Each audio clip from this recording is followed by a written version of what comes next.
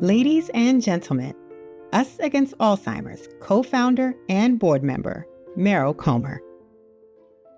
Our theme for this year's summit, from personal stories to powerful action, from mapping the patient pathway, the value of early diagnosis, and on day one, those powerful firsthand accounts of brave men and women refusing to let a diagnosis define their limit and their lives. While Alzheimer's remains the most common form of dementia, affecting more than 55 million people worldwide, other dementias, from vascular to Lewy body and frontal temporal dementia, add complex cognitive and behavioral challenges that deeply affect both patients and their families. Joining us is Emma Hemming Willis, wife and care partner of the famed actor, iconic action hero Bruce Willis, living with frontotemporal dementia. Her book is The Unexpected Journey: Finding Strength, Hope, and Yourself on the Caregiving Path. Welcome, Emma. Thank you for joining us. Well, thank you for having me, Meryl. I'm so thrilled that I can be here to use this incredible platform that you guys have to be able to support the next caregiver and raise FTD awareness. My hope is that this book lands in the hands of people who need it. People aren't always generous, Emma. For example, you make very clear that you're aware that you're privileged, that you can afford outside help. But you've also gone down a path where you've done it alone because you're a celebrity, your husband's a celebrity, that people are watching in a different way. Share with us what you're thinking. Yeah, I mean, in those early days of, trying to understand what was happening to Bruce, trying to protect him, protect our family, I didn't want to bring anyone in to help, nor did I even want to ask anyone for help. I was in a very tricky position where in those early days, I never really understood that some of the symptoms that Bruce was exhibiting was a young onset dementia. It didn't even occur to me. So I was trying to do a lot to try and understand it, shield it, get to the bottom of it, but also just really scared to raise my hand because I was nervous that um, something that felt very private could possibly get out before I or he or our family was ready to. So for a while, as things started to progress, I became a caregiver. It's complicated, right? Oh, it's so complicated. It's complicated anyway. And then this extra layer of who Bruce is in this world just added that extra layer of complication. Share with us your early life together. What was the joy Oh of you boy. as a couple? Yeah, I write about this in the book, and it was probably one of the hardest chapters to write because, I am so in today of our journey, and FTD can really cloud so much. And I really had to think back of like, what was this other chapter of our life? But that other chapter was so beautiful and so fun and filled with so much laughter and joy. Bruce is a charming, intelligent, funny, musical. He just has so much going for him and also very complicated. I don't want to paint this like such a beautiful picture of him. He's got his complications. But our early years were just really beautiful. And when I met Bruce, I was probably in my early 30s, I want to say. And then we had our first daughter when I was about 35. And it was just a really lovely time. I loved getting to know him. And again, that was a hard chapter. It was a hard chapter to write about how we fell in love, all the things I loved about him, to where we are today in our life is just what a juxtaposition. He made things happen the way you describe it. And everything he liked was big. Everything he did was big. You didn't get just birthdays, you got birthday months. I had birthday months, it was just big. Bruce's world is big, and so is he. And I loved being a part of it. My world was really very simple before, and he just, taught me how to have fun and be a little bit more spontaneous and live it up, as he would say. I'm very pragmatic and, like a plan. And he's like, plan? Who needs a plan? Let's go do this thing. He was just fun, and, also just ran our lives, which I really loved, and just felt very safe and secure with Bruce. I think it'd be interesting for the audience to understand the difference between Alzheimer's and frontal temporal. Mood symptoms. In Alzheimer's, it's depression, anxiety, irritability in the early stages. And I know because I was a caregiver too. In frontal temporal, the doctors describe it as rarely depressive, but more apathy, emotionally distant. What happened in your relationship? Can you describe?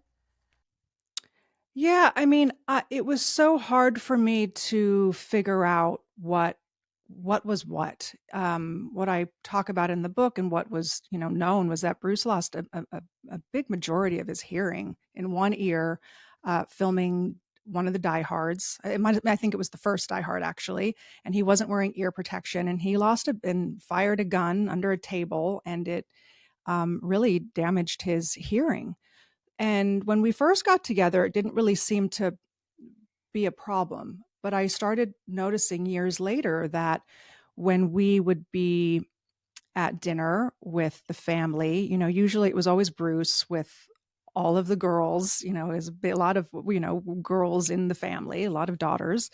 And he would just kind of melt back and not really be participating in the conversation. And I just thought, like, that's so, like, what is that? That's so interesting. That's so different, because he's so vocal, loves to be, with his family, with his girls. So I just kind of noticed, this, I guess it would be apathy that was setting in. And I never realized that that was a symptom of a disease. And we do know now that hearing loss is a symptom for dementia itself. So as we learn, but you're always looking back, looking for the threads of what happened, when did it happen? And it's so gray, right? Like, I think Bruce is such a fun oddball, right? Like, it was very gray for me to look back and be like, oh, this is when his disease started to creep in. I'll never be able to sort of timeline that or figure that out. It is really gray, and I think that when you are dealing with a young onset type, I think what I have heard from a lot of other care partners is for them too. It's just gray to know when these two things started to separate their person from their disease. So this conversation becomes important because the caregivers are the keeper of the secret Hmm. in the early days. We're trying to keep things as normal as possible. So in Alzheimer's, social behaviors, people cover, they hide out well. Many times they're misdiagnosed late. But with frontal temporal, as I understand it, there's a loss of social awareness, a disinhibition. What changed in his behaviors? So with FTD, it presents in three different ways. You have the behavioral variant. It can affect your language as another variant, and then also movement, where you can see sometimes ALS or PSP. So for Bruce was diagnosed with primary progressive aphasia. And for him, what was really apparent was his language. And what I noticed with him was that, Bruce had a severe stutter when he was a child, and then sort of got a grasp of it in his college years when he realized that if he memorized something like a script, a monologue, he would be able to recite it back without stuttering. And I think that was something that kind of prompted his wanting to pursue acting. So what I started noticing was that his stutter started started coming back. I mean, Bruce has always had a stutter. He's just been really good at masking it over these years. And I think there just came a point where it was very difficult for him to mask it. And that was probably what I had noticed the most. The behavior was probably the apathy. um there was a little bit of behavior, but it wasn't as apparent to me as the language piece. But when I hear from other caregivers and that behavioral variant, that is very, that is a very hard variant to have to try and manage, cope with. You get worried to take your person out into the world because you're scared of what they might say. There's no filter, right? Like, this is affecting the front part of our brains where it's how we show up in the world. It's how we relate to people. It's how we have what we say, what we don't say. That is just gone with FTD. But frontotemporal dementia, it also affects the temporal. And then for Bruce, it was more temporal, where it holds language, speech, understanding, writing. But what you've also described is caregivers tend to pull a loved one away to protect their dignity. And here you have a celebrity, so you're also trying to protect him, which complicates it even further. Yes, especially when, most people, I think, navigating FTD, I'm not sure about Alzheimer's, sometimes don't even realize that they have a disease, that they think that anything is wrong with them. So it just makes it much more complicated to be able to try and tell an alpha male to not do the things that he wants to do. How do you stop someone? It was that was a very dark, scary time. I think those early years, I mean, it's still scary and dark, but I think those early years where you are trying to understand what is happening and how to get your person to the doctor, or it is so hard to navigate that. Um, that was just a really bleak time in our lives. That's true, by the way, across dementias. How did you get your alpha male to the doctor? Because that is always the challenge. Because even in Alzheimer's, they're not necessarily attuned that anything is wrong or will admit to anything being wrong. I was so nervous about, going over Bruce's head. But I knew that what was there just came a point where I was like, I need to speak to his doctor, and I need to figure out, I first needed our doctor to hear me, to listen to what I was saying, and that I was worried and I didn't know what was happening. I just had to trust the process. I just had to trust that our doctor would listen, Bruce's doctor would listen to me. And that is just the direction that I went. And we were able to form a plan together to be able to bring him in. And I'm grateful because Bruce just usually went along with the things that I had asked of him.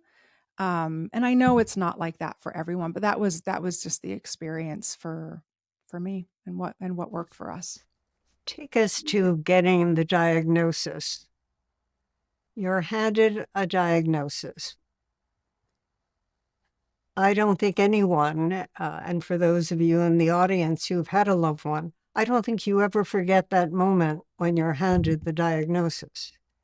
I will never forget it as long as I live. Probably one of the most traumatic experiences of my life was that day, receiving that diagnosis.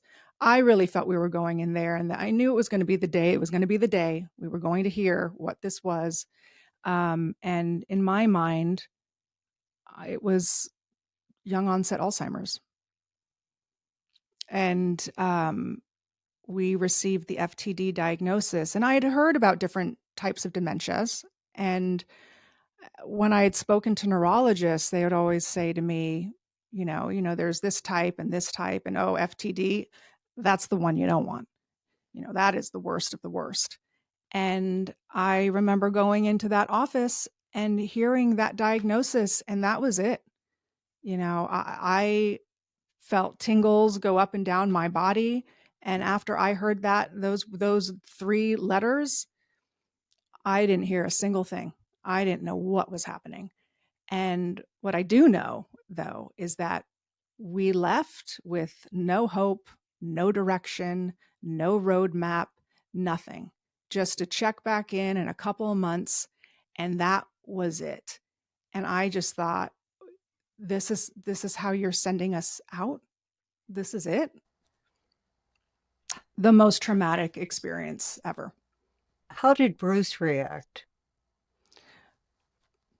Fine. Was he aware at that point? Thankfully, I no.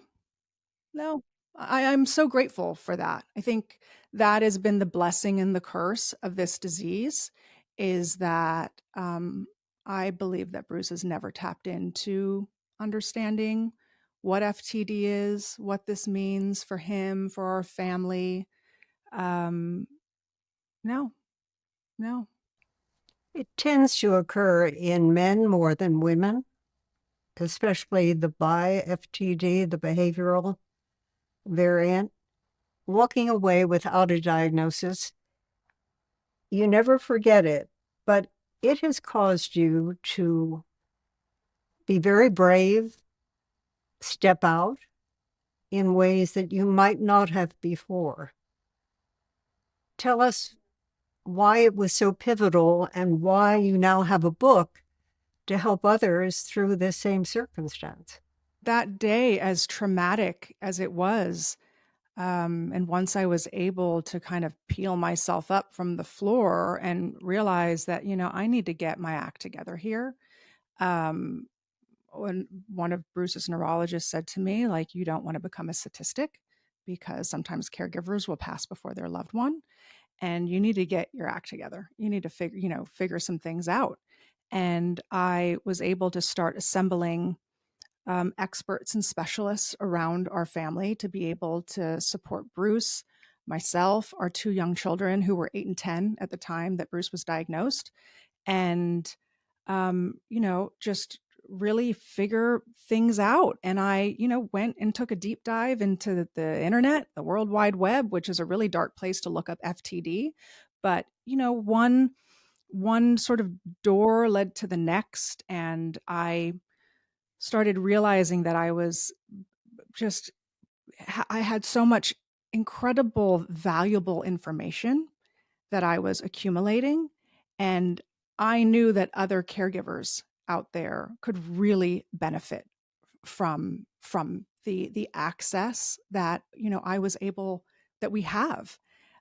So that is really what prompted me wanting to write this book. The Unexpected Journey was just being able to pass all of this important, valuable information on to the next care partner, because I do not want another care partner to walk out of a diagnosis appointment with nothing. I just think that it is unfair. It is traumatic, and just support is needed. Caregivers are unseen. We are just pushed to the side. And I don't know if it's because, there is no treatment, there is no cure. So, the people just kind of wipe their hands of us and let us just figure it out. But I just wanted to help someone else. And by writing this book, it's really helped me, because I'm revisiting with these experts and specialists, and they're reminding me about things that they have taught me, that they have told me. And I've really needed that reminder. And if it's helped me, I believe it will help someone else. Let's go back to the moment you walk out the door. You're now holding the cards and the information, and you have a blended family. You now have to share it in a trusted circle initially. Describe the dynamic between you and Demi and the kids before and then when you share the information. We, from the start, our family has been really set up in such a beautiful way, with Demi and Bruce and them always putting their family first, their three daughters first. And, being able to come into that, has really sort of set us all up for success in now this new chapter of all of our lives. And I know it's not always like this. Family dynamics are so complicated and so tricky. But I will say that I'm just really lucky for the support. I am really lucky that they trust and know and appreciate the care that is put into place for Bruce and how we have handled all of this. And, we have really come together in such a beautiful way, and we're really lucky about that. So they knew that that appointment was happening, and we all knew that we were going to be receiving a diagnosis that day. And yeah, so we're truly blessed to have this blended family. The way you describe Bruce's personality, he lived big, right? He taught you to live in the moment. Does this disease teach you to live in the moment with your loved one Yeah. every I day? it in the early days, no. I mean, I was catastrophizing. It was very hard for me to grasp what could happen, what this would look like, because I didn't know. No one was telling me. I had to go figure this out on my own. Um, but over time, now that I've really educated myself and I understand more about FTD and what it could possibly look like, because I ask the questions and I'm not afraid to hear the answers. And now, Bruce is a lot more settled in his disease. And What I, does that mean? I think that I just find that he's content.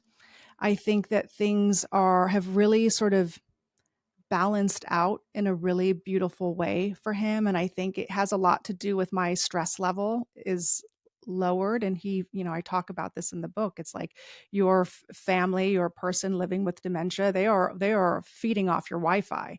And my Wi-Fi was buffering. It was so spotty, and everyone could feel that around me. And I think now that I'm a little more just, I have my footing, I have my bearings, not all the time, but right now I do. And I think that just sets us up for success. And Bruce, to me, right now, is just very present.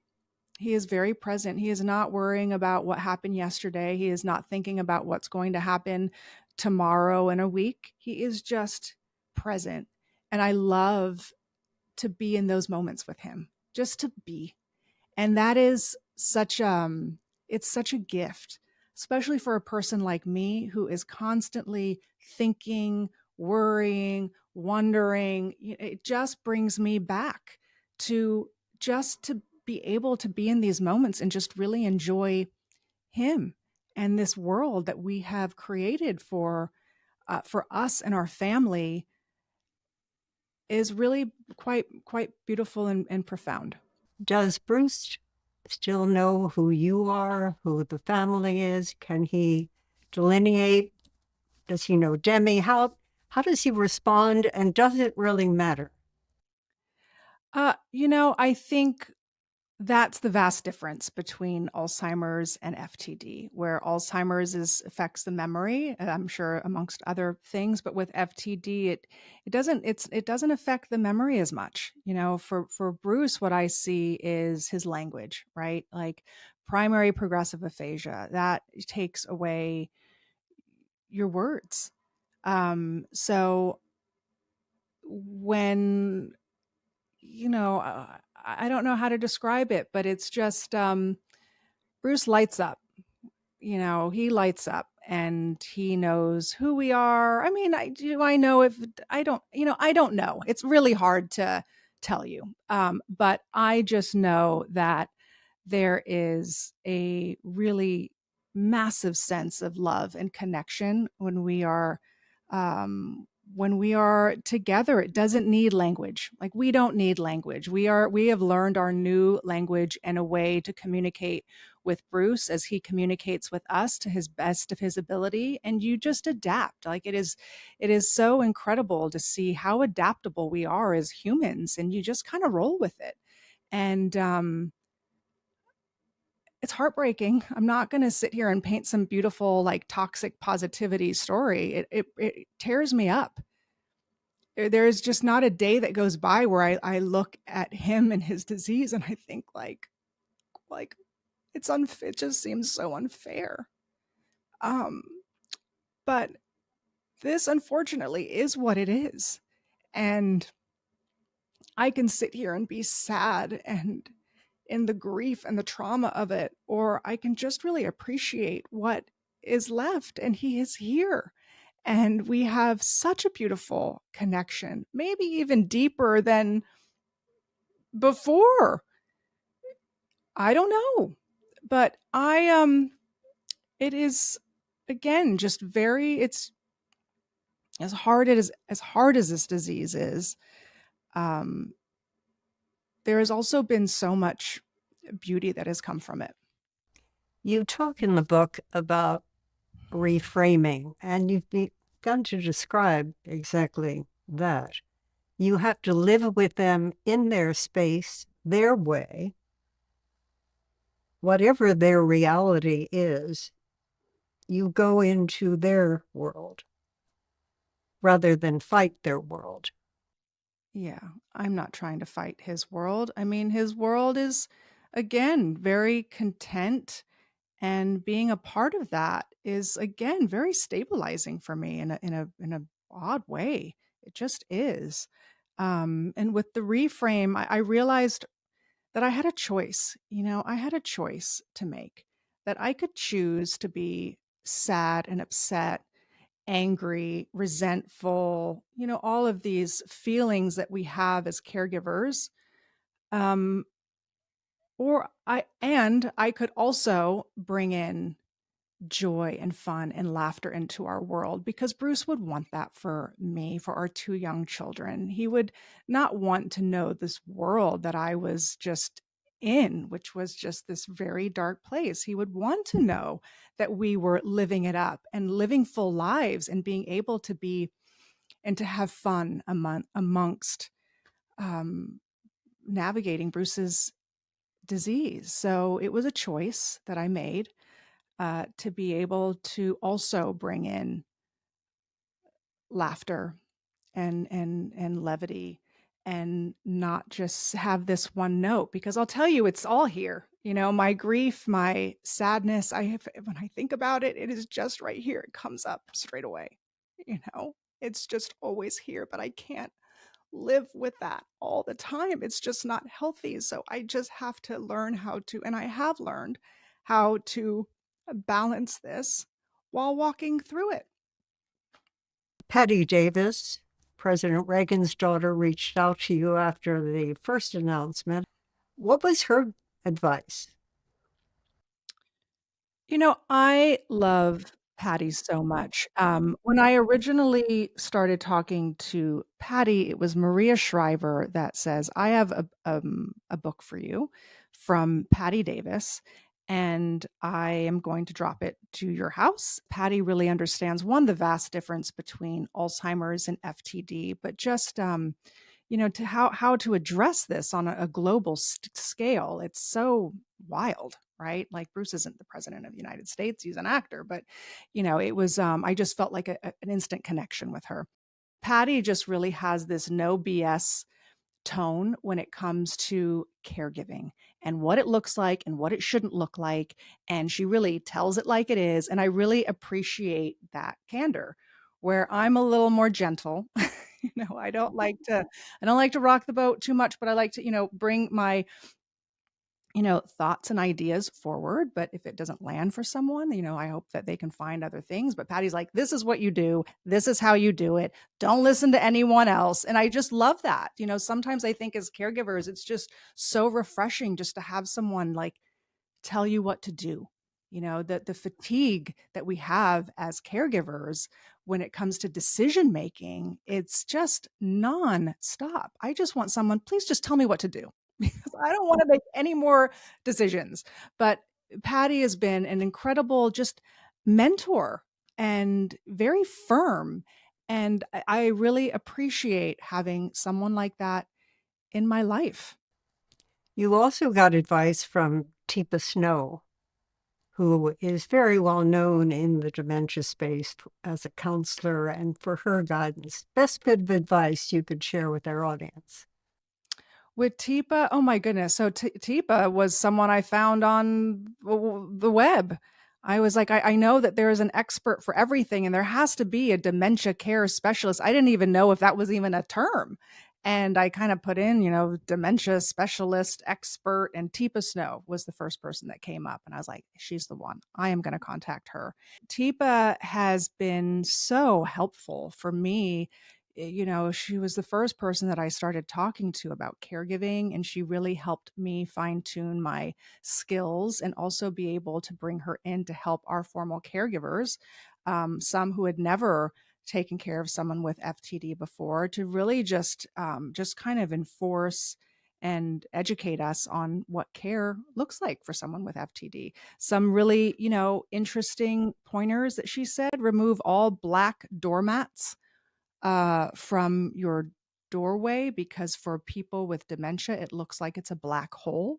So we have no more black doormats anymore. Don't wear black T-shirts, because sometimes it could look to someone with dementia like they have has a floating head. Wear color.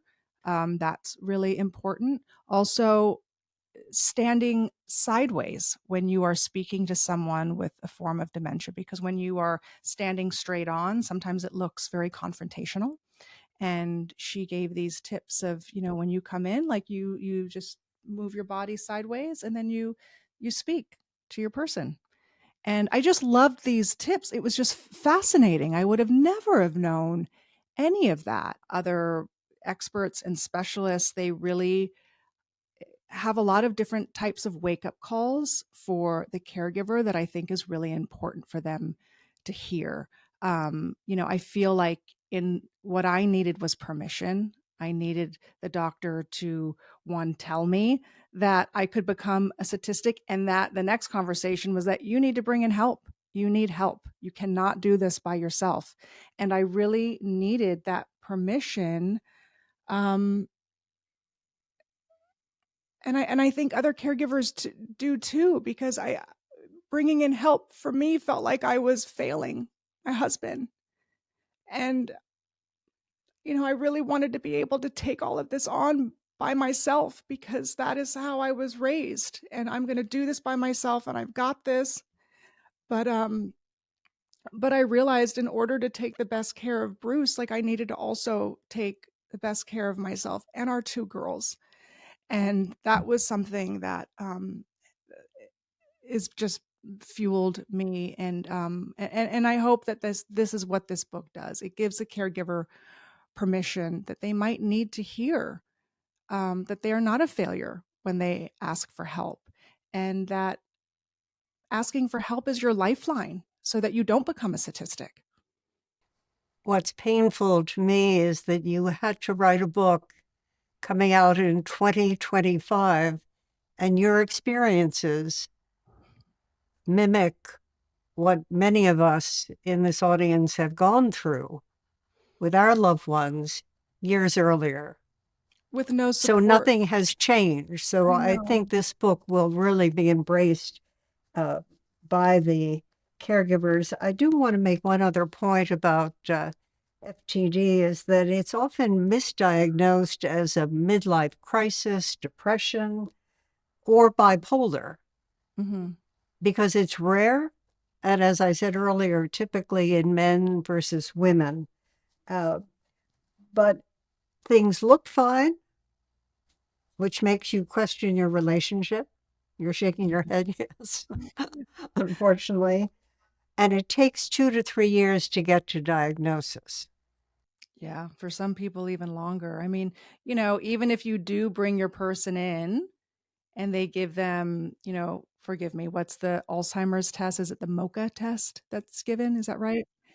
Um, they're given the MoCA test, and sometimes they can ace that because it's not affecting their memory.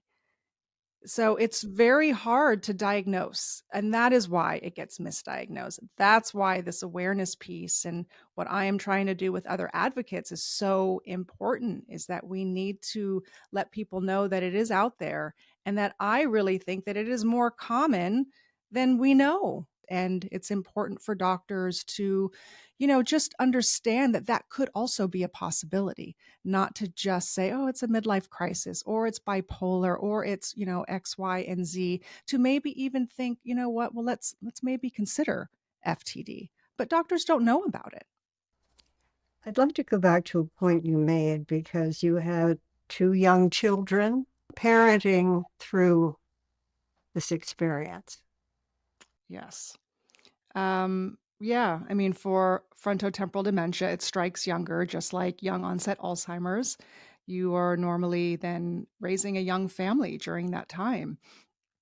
And yes, it was just very complicated. But what I have learned, how important it is, and with the experts that I bring into the book, Megan Graham, who has really helped me navigate how I communicate with our daughters about what is happening, and how honesty is really the best policy, and that we want to shield and protect our children, and we don't want to sometimes reveal the hard truths of what FTD ultimately does to our person, or any form of dementia. um, I wanted to shield them, but I realized that no, it was really important that when they asked questions, that I gave them the honest answers. I didn't give them too much. When Bruce was diagnosed, I let them know what, your dad was diagnosed with frontotemporal dementia, also known as FTD, and they couldn't figure out the letters, and so they for an acronym that they put together is Fantastic Turtles Dancing. That's that's how we kept the letters straight in our head. And again, they were 8 and 10 at the time. They were very young, and that just shows the level of maturity where they were at. Fantastic Turtles Dancing. And that was sort of where we stopped. And then as time goes on, I bring them up to speed on things that they need to know. And when they ask the questions, I tell them the answers. And when you're all together these days, do you prepare them ahead of time? Yeah, they have grown up with this disease with their dad, and they truly meet him where he is at.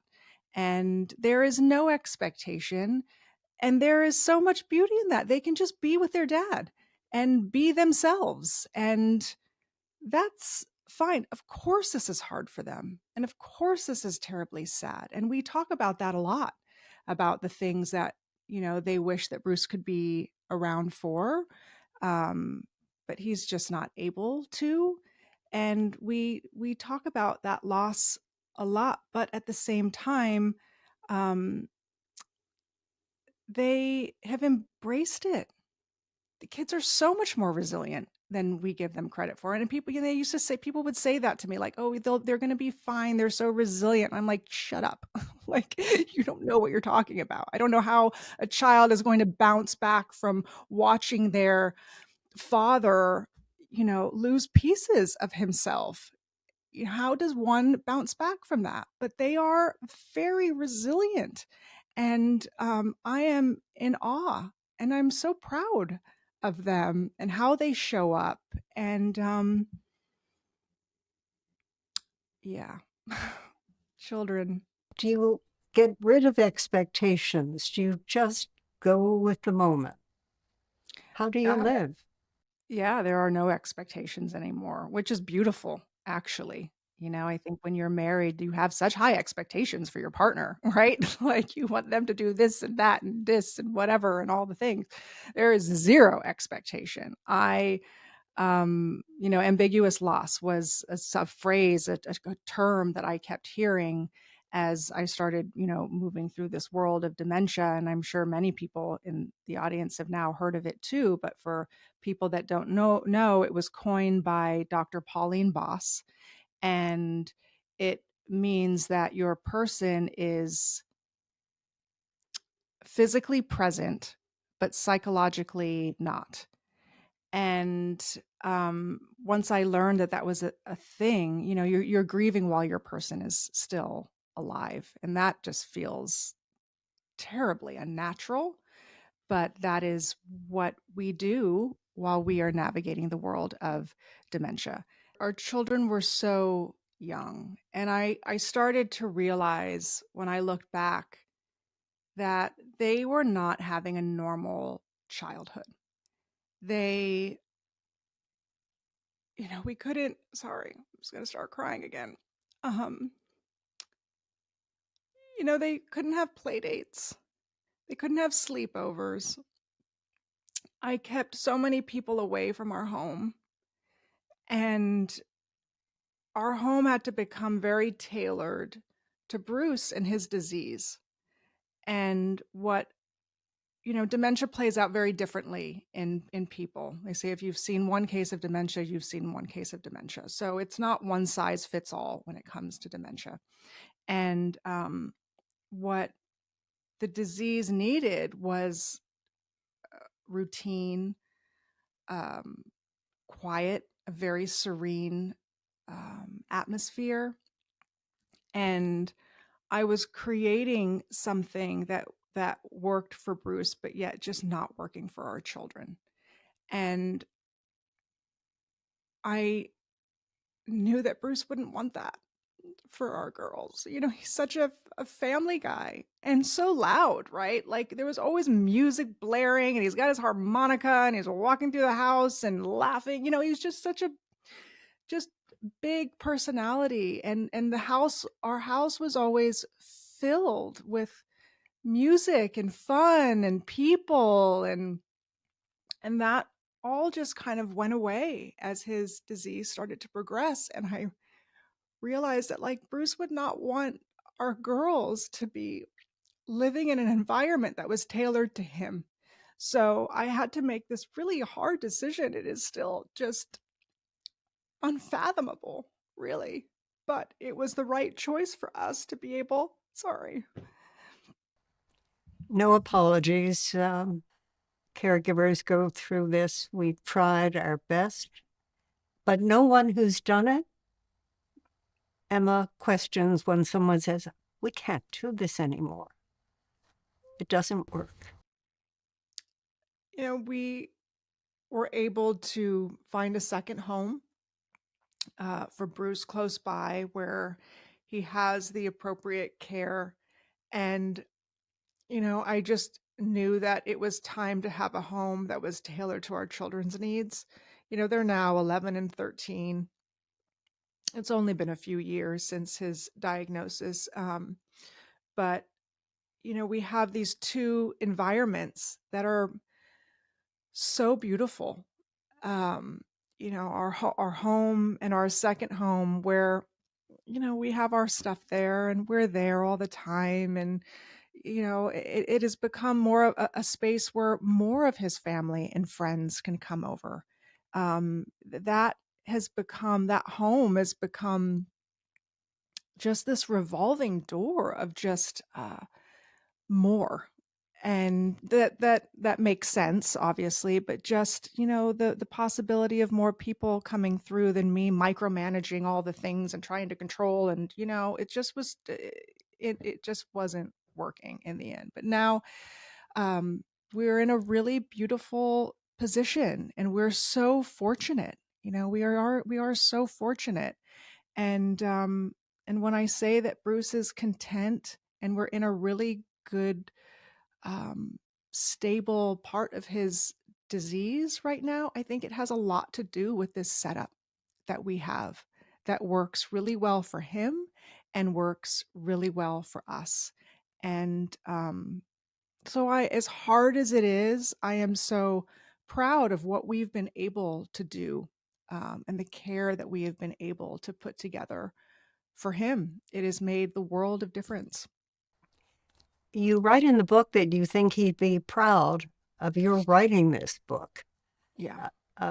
because he was always so interested in giving back. You tell the great story of him buying 12,000 Girl Scout cookie boxes because he supported the military, sending them off to the uh, John F. Kennedy ship, Yeah. naval Yeah. vessel. Yeah, his daughter Tallulah was in Girl Scouts, and yeah, he bought, I think it was 15,000 actually. And yeah, so I think Tallulah won Girl Scouts that year. And yeah, Bruce was all about giving back. And I really learned, I think, when it comes to advocacy and trying to help someone else, I really learned that from him. And this is what he would want. He would want me to be able to use my voice as shaky as it is. This is not my area of comfort at all. And, but I know that he would be so proud, um, to be able to use the circumstances that we have to be able to help someone else. And I'm still learning, right? I'm still trying to figure all this stuff out in real time. This isn't in hindsight. I'm just doing what feels right and what um, just makes me feel good in the process of feeling really sad.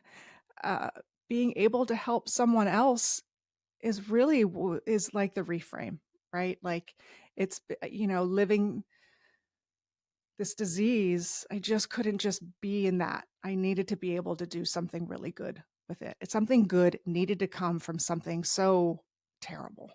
And this is what has helped, being able to help someone else. And he would be so proud. He would be so proud. At the end of the book, your acknowledgments are 8 pages long. I counted them. You Yeah. even thank Bruce's fans. Yeah. How have they been? Have they been supportive? Supportive, yes. I mean, I will tell you, there is nothing greater than a Bruce Willis fan. I mean, you think that he's popular in the United States. Once you go outside of America, it's like what an icon this man is. It's so beautiful to witness. And yet, married to him, that was just not, you just would never know, like he's just so humble, so down to earth, just so normal. And that is truly what I loved about him. But just to see and be reminded about, the love that people have for him is just so beautiful to watch. And I'm so grateful to his fans because they keep him in their prayers, and they light candles, and they send all of the positive, you know, juju his way. And we see that and we feel that. And I'm so grateful for that, and to hear people's stories. And I feel like everyone that I meet has like a Bruce Willis story. It's like the wildest thing, They're like, oh, there was one day I was in a bar and Bruce was the bartender. And, there's always a Bruce Willis story. And I just love being able to hear these stories. So they should keep those stories coming, right? Stories coming. I love it so much. And, also just like with writing the book as well, I just wanted to open up this community, our community, for our family up more too. Like I was so isolated and so quiet for so long. I didn't have any sort of sense of community. And now I do. And that's why I'm so excited about this book. And when I go on this book tour and when I get to be in rooms like this and connect with other caregivers like yourself, and that is meaningful to me. Like there is so much meaning and purpose in that. And yeah, I love to be able to connect in a world that just sometimes seems so disconnected. This has been just really such a beautiful way of bringing further, deeper connection. For many of us, advocacy has saved our lives. Mm-hmm. And you've done so much for us. You even thanked the person reading your book. So I Yeah. want to flip it. I want to thank you from all of the advocates at Us Against Alzheimer's virtual summit, watching the conversation, for you trusting us with your space and your time. Thank you for joining us. Thank you so much. Thank you for having me. Again, thank you for allowing me to use your platform to be able to support caregivers, to talk about FTD. I really appreciate all the work that you're all doing. And I'm so happy that people are tuning in today virtually to find support and to educate themselves. It's so really important on this journey. Take good care. Thank you. Emma Willis's new book, The Unexpected Journey, Finding Strength, Hope, and Yourself on the Caregiving Path, is published under Maria Shriver's new imprint, The Open Field. Stay tuned for our next conversation, Going Viral for Good, Amplifying Caregivers, moderated by NBC, MSNBC news anchor and award-winning journalist Richard Louie, a caregiver to his father. This panel will share how young caregivers use storytelling and social media to advocate for change. Thank you to both Meryl and Mrs. Willis for such a powerful interview. We'll take a short break, and when we return, our next panel will share their caregiving stories. That's coming up at 2 Eastern.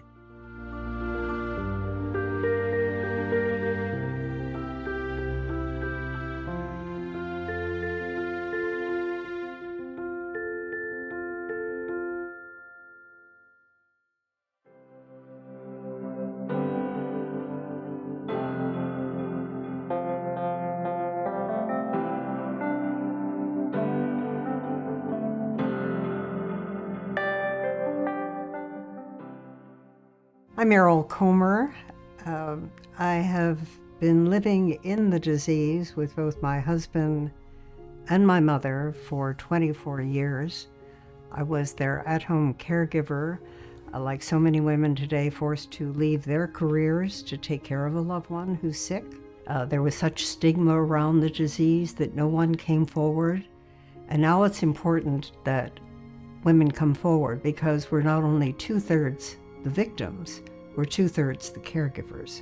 It's somewhat hard to be sitting in a space where I cared so intimately for my mother and my husband. I have no guilt. I did the best I could. And I knew they were safe. I knew they were loved. People say, how do you do it? I don't know. I just did it, and I know I'm not that different than so many other families. We do it with love.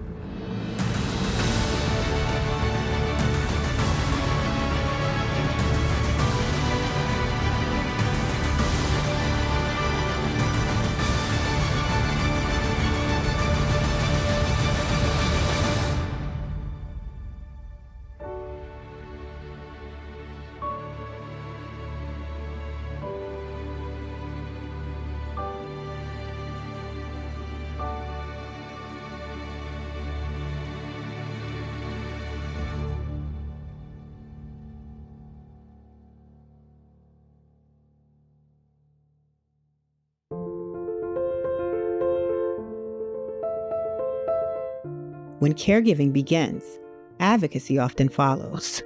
In this session, caregivers will share how storytelling, social media, and shared experiences drive real change.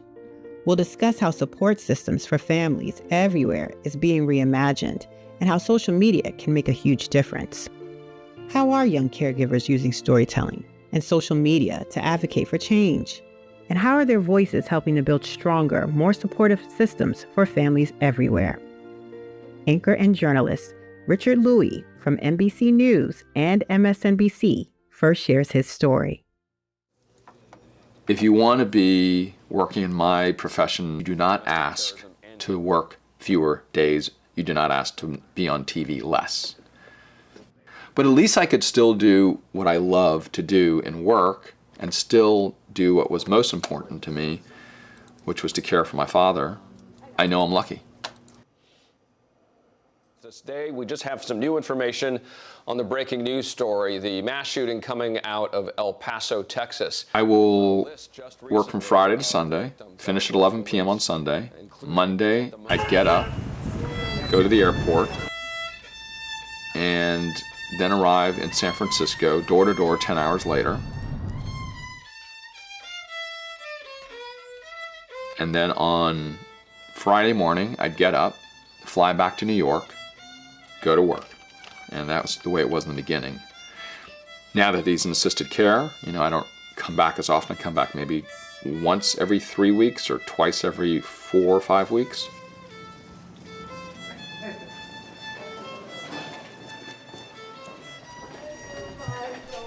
I feel guilty. Have I been visiting enough? Is he upset with me? Hey there, young fella. How are you? I'm Richard, your son. See, Richard, your son. Yeah? Got it? Thank you. You look good too. Okay, here we go.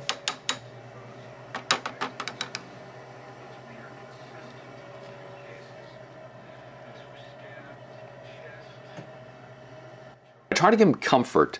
I'm there to do the best can be done. Ladies and gentlemen, Richard Louie, anchor and journalist at NBC and MSNBC. Hello and welcome to Going Viral for Good, Amplifying Caregiving, and our discussion today. Thanks for being with us. We've got some really great folks here to get us through this very topic. I'd like to introduce first off myself. My name is Richard Louie. I'm an anchor over at MSNBC and NBC News. I'm also a caregiver. I've done 2 films on caregiving and wrote a book on the topic that included the topic, rather. I've also like to introduce Diana Shula-Kos, founding executive director of Lorenzo's House. I'd also like to introduce Ty Lewis, a trainer and certified dementia practitioner, and Jessica Guthrie, a caregiver, educator, as well as a consultant. Diana, why are you here? I know why you're here, but for folks that don't know your full bio and full background, talk about Going Viral for Good, Amplifying Caregiving, and your background and why you want to talk about that stuff. Sure. First, thank you. Thank you so much for the meaningful work you've done for CARES.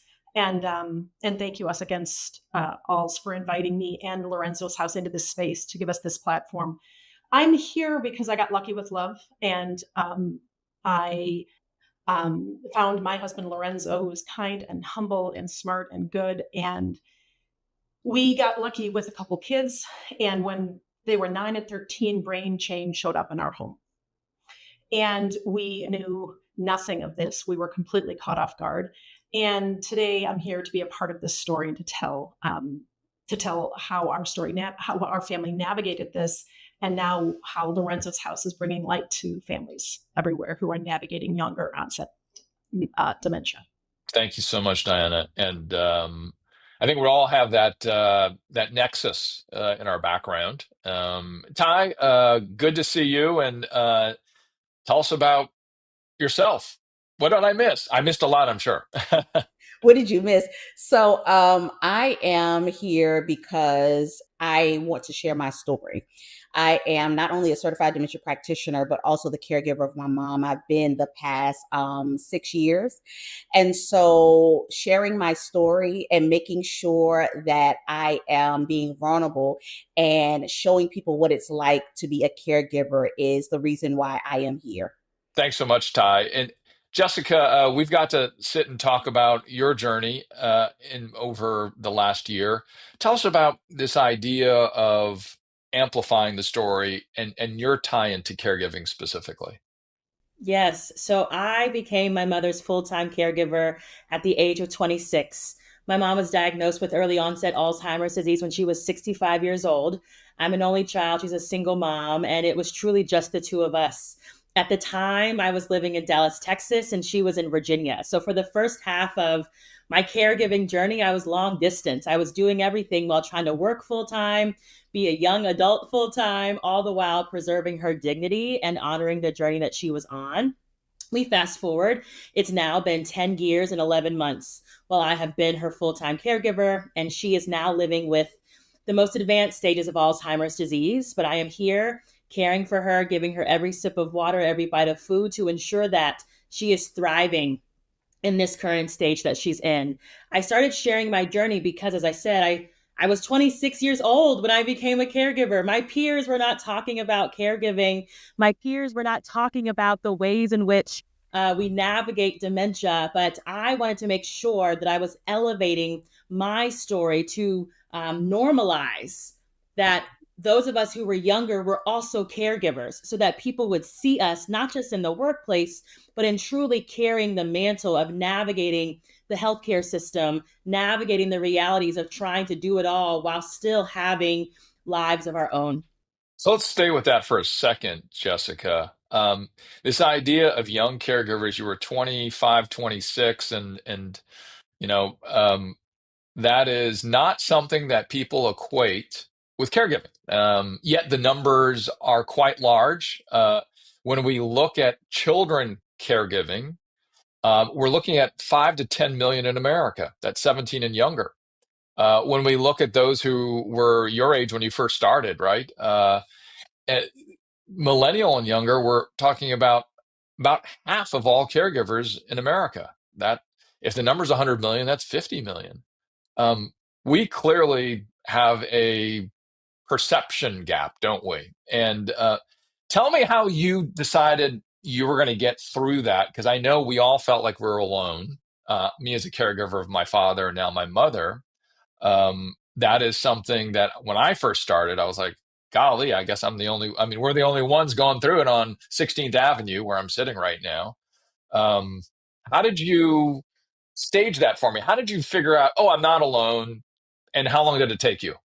That's such a good question. I will say uh, it absolutely feels like the most isolating experience because it wasn't just the no one's talking about caregiving, but like no one was talking about caregiving and then navigating Alzheimer's disease, all the while being a young person trying to figure out, who they were going to be as an adult and navigate their careers and what was going to be next for them. And so it felt for me very compounded. And I often would go to support groups and realize, like, oh, I was the only one. I was a young Black, young professional. And most of these people were older, established families, right? Preparing to retire. And so I always felt on the other end of the spectrum, which is why I started sharing so publicly because I was like, there's got to be other people.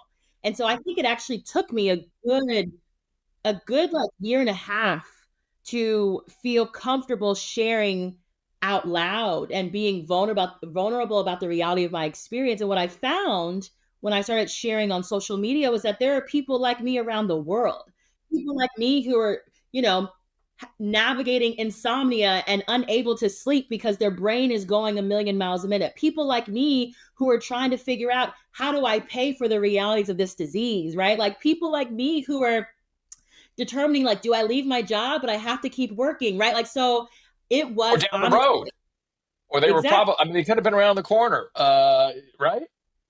exactly. But I didn't know. That's the thing. You don't know who is in it until you start amplifying and sharing your story. Really quickly, I have to ask you this because you jumped immediately to going to support groups. Did you just get up the next day and go, I'm going to go to a support group? No, no. I just really briefly here, there was a step to get to, I'm going to go to other community groups to share my story, because there was probably the phase where I don't know where to go. I'm going to go on the internet and I'm going to check. I mean, what was it for you? It was I don't know anything, so I'm going to start an initial Google search. And then it's the initial conversations with family, friends, church members. And that's assigned to you already. Family, friends, and church members. They're like, oh, well, I heard such and such support group is good. You should look at that. Not realizing the dissonance between my experience and their experience. But that's where it started. You're getting a lot of nods from the glasses group. I just realized we're all wearing glasses today. Well, Did you just realize it? We all have glasses. Well, just to piggyback, I feel my journey as a wife and as a mom of young onset. I'll always say that I knew no one with our identity with younger children with dementia, and that was that's on top of the isolation and the complexities of this diagnosis. But I often call it a diagnosis of the families because of its far-reaching impact. And for me, and we all absorb this so differently. It shows up in our homes so differently. This condition, but for me, I was in full denial. I was like, we are going to beat this. I knew nothing of this condition, so my whole family had to, because I now was sort of, you were thrown into, I'm in charge. I'm leading this now, I guess. And as a young mom, you realize, well, I'd become a single mom sort of overnight and a homemaker. So, and now I'm a primary care partner to my husband and a mom, navigating not just my sons getting through middle school and high school, but also their grief for Papa and what that looked like. And then I'm navigating the nuances of being in my late 40s, early 50s, and saying, wait a minute, our financial landscape has changed. And then on top of that, having the stigma, which is layered and thick, and people don't understand that younger onset dementia is here. And there's a 200% uptick in the United States in young onset. It's just that we don't know where to land. We don't know where to find each other. So kind of like Jessica was saying, you get online, you go to these groups, they didn't look like me. They were not my sons. My sons knew no one on this journey. So it was, for me, this was, this week I was seeking a place where one looked like my sons and looked like me. And that's the birth of Lorenzo's house. Tell me about your sons. What was that conversation like? Because they were young caregivers, are young caregivers forever, right? What was that conversation like? What was that first time you and what are their names? Justin and Lucas. So Justin and Lucas, what was that first conversation with them about? Hey, this is about taking care of a papa. That first conversation was hard. My husband was still able to kind of navigate what we wanted to say together at that time.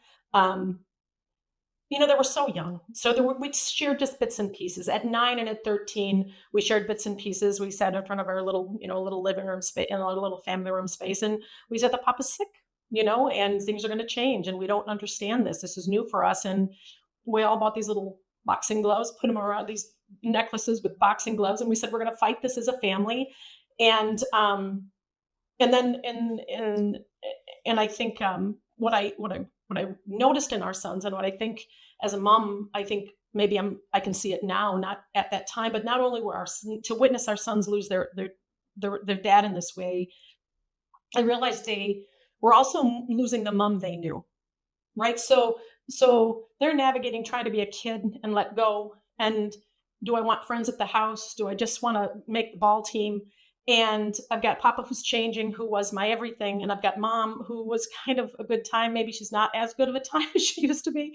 How does that look in the house? So that's where we say, especially with younger families, we are caught in this, we're lost. We don't know where to land. And when we find each other, and that's the power of stories, when we find each other, It is like medicine when we're able to share each other's stories and we can kind of stitch ourselves up again a little bit. That's empowerment, and that's why I think Lorenzo's house matters so much, is because younger families with sons and daughters and children of young onset are finding each other. Before we get to you, Ty, I mean, Diana, what did they say to you at that dinner table that you remember?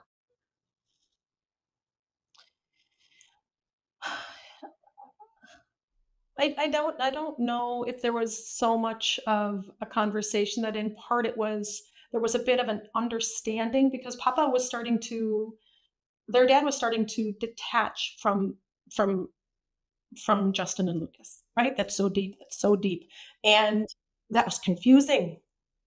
Why would you do this? Why would you walk by me? Why would you not be interested in the next question and the next question about my day? Because that's what Lorenzo did. He was just the best listener. He would lean in. He was so present. He was just such a cool human. So that, I think there was a sense of, and whatever this word is, we talk about it often. When that diagnosis does come, there is the sense of relief, like, oh, okay, that explains why he's acting different. And the other piece is that, we quickly brought Tessa. We were fortunately, after I had let go of 4 neurologists, because what privilege of being in Chicago and being full of hospitals. I know my good fortune now that Dr. Mastriani and his care team with Tessa just wrapped their arms around us, and Tessa was able to be with Justin and Lucas and teach them this simple little strategy or technique, which is when dad's acting different, it's the condition, it's not Papa. And that was kind of the thing we kept coming back to, that is not your daddy. That is the condition showing up in your daddy. Yeah. And Ty, is that something that you also experienced in describing your mom's condition as the months and years went on, when you're describing what's happening to other loved ones? Is that how you went about it, or what was your approach? So for me, I think people don't understand, even though we all have, or our loved ones all have the diagnosis of dementia, our lives are still so different. And for me, no one was talking about what it means or what it looks like to be a sandwich caregiver. So I have what would be deemed the ideal household with a husband, and I have my 2 children, and we're a family, an amazing family, but we're still struggling. And so on one hand, I'm taking care of mommy and she's aging, but also I have 2 children who were younger at the time. Like I think Mackenzie and Giovanni were maybe 9 and 13 when we first brought mommy into the home. And so I'm still taking care of my younger girls who are very, very active, but also serving my mom. And so to navigate that with them was very hard, because now even hearing them talk about it, they don't understand why they have to miss certain things. They don't understand why we have to take mommy everywhere. And it's not that they don't want to, it's that I just sometimes want time with mommy and daddy, or I want the birthdays. I want, like, my oldest is turning 18 in October, and she's like, oh, what are we doing for my 18th birthday? And I'm like, well, it depends on where mommy is. And we're now navigating the fact that mommy is slowing down walking, and at any day we are looking for her to stop walking. And so it's a hard conversation, and it's a conversation that family members do not understand. It's a hard conversation when you're trying to explain how hard it is to be a sandwich caregiver and also maintain a busy life. Me being an educator and consultant and doing other things, but also coming home and saying, I'm a wife, I'm a caregiver, I'm a mother. And the dynamics sometimes don't mix well because you're trying to do it all. But, just trying to figure out, how do you support, or how do you gain support from the support groups or communities or your families or church or whatever, your extension of your family is. It's very hard. What do you remember of the first conversation you had, Ty, with your 2 daughters about mom, right? About grandma? Mackenzie and Giovanni were very young when mommy was first diagnosed. She was diagnosed in 2014. And so they were young. I think Giovanni was maybe 4. And so as they got older, I think the most beautiful space was they were old enough not really to understand, but also old enough to serve mommy. And so it wasn't necessarily a conversation, if you will, but it was like, we're taking care of mommy. That's what we call her. We're taking care of mommy, and you're here to serve and help her. And so, because of how we modeled how to take care of mommy, they just fell right into place. And so they understood. And I think a lot of times it's from me working in special education too. So I always talk about what it looks like to help those with cognitive disabilities. And so they already understood what that looked like. So they understood mommy didn't remember who they were, or that they had to help dress her and feed her and sing to her and talk to her and all of those things. So we never had a full conversation. It was just that because of the way that we modeled our lives, they understood that this is something that we need to do. I know at this moment, if we were all in the same room, there would have been a hug, but we'll just I know we we'll just just say that happened. yeah. One of the things, our first film, we followed 5 families of children that were caregiving, and I guess the major takeaway after my first interview was that these are amazing human beings. And they were aged 9 through 26, 9 through 25. And, you go in with a certain assumption. The mamas in this group know that you probably at some point were going, I underestimated what the way they might be able to handle this. Because I know we were at these cameras sitting in the room with them for, 2 or 3 years. That's really the strength, I think, that is truly amazing. And you know, uh, Jessica, you were talking about it with friends and at church and with other groups.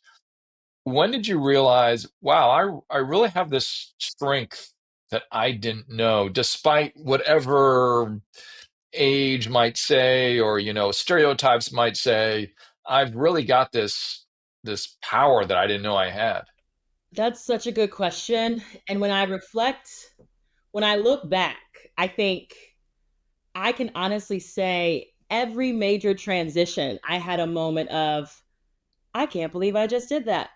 Right? Like it's like or it was my mom is now forgetting to eat. I'm now going to prep 50 meals every time I go home, in addition to taking her to doctor's appointments, cleaning the house, buying new clothes, creating new systems. And it's like, I would do that in 3 days and then hop on a plane and go back to Dallas. And it would always be on those early morning flights. It was like, I can't believe I just did this. Right. Like, and Yeah, there's something really yeah, almost superhuman about the things that you do to preserve the dignity of your loved one, right? And it's like in the moment, you're actually not thinking about what's possible, what's not possible. You're actually thinking about, what does this person need to be able to be as independent as possible, but also feel seen and valued and loved. And you start moving mountains unintentionally, right? But then you look back, you're like, oh wait, I just navigated the healthcare system and advocated for my mom and got X, Y, and Z service all in the span of one visit, and you're just like, that takes a level of intentionality. That takes a clarity of what's happening with your person and knowing their disease. That takes communicating intentionally and clearly, right? And you're just like, these skills, they've always been within me, but caregiving brings them out in new ways. And so, to answer your question, I feel like every moment or every big thing that I did, I can look back and say, Jessica, you were not just strong, but you were really strategic. You were intentional. You were like using your planning skills to get through those challenges. And I can honestly say I'm very proud of each of those moments.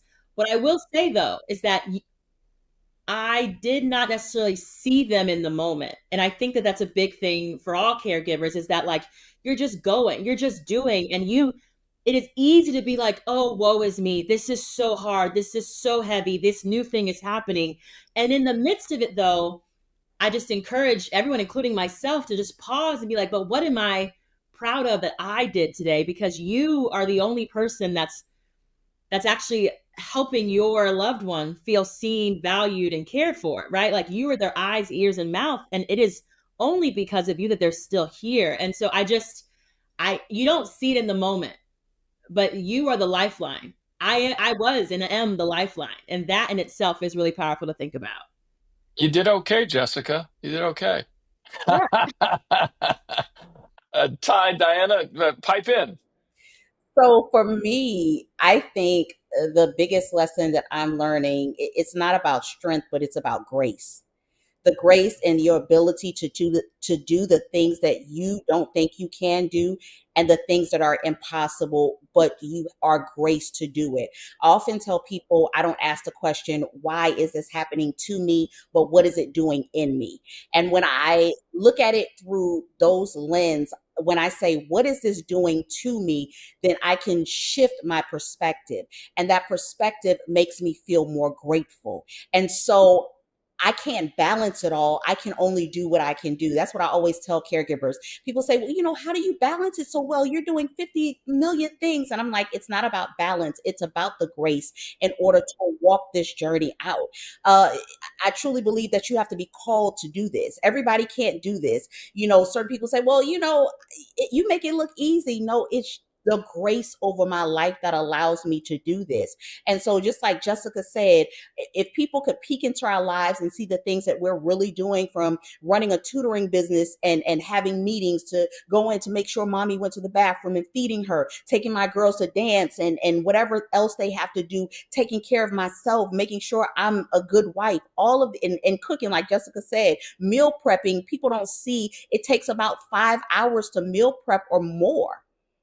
And we still have to show up and make sure that we are present for every single thing. So I'm not strong. I'm just I'm called to do this work.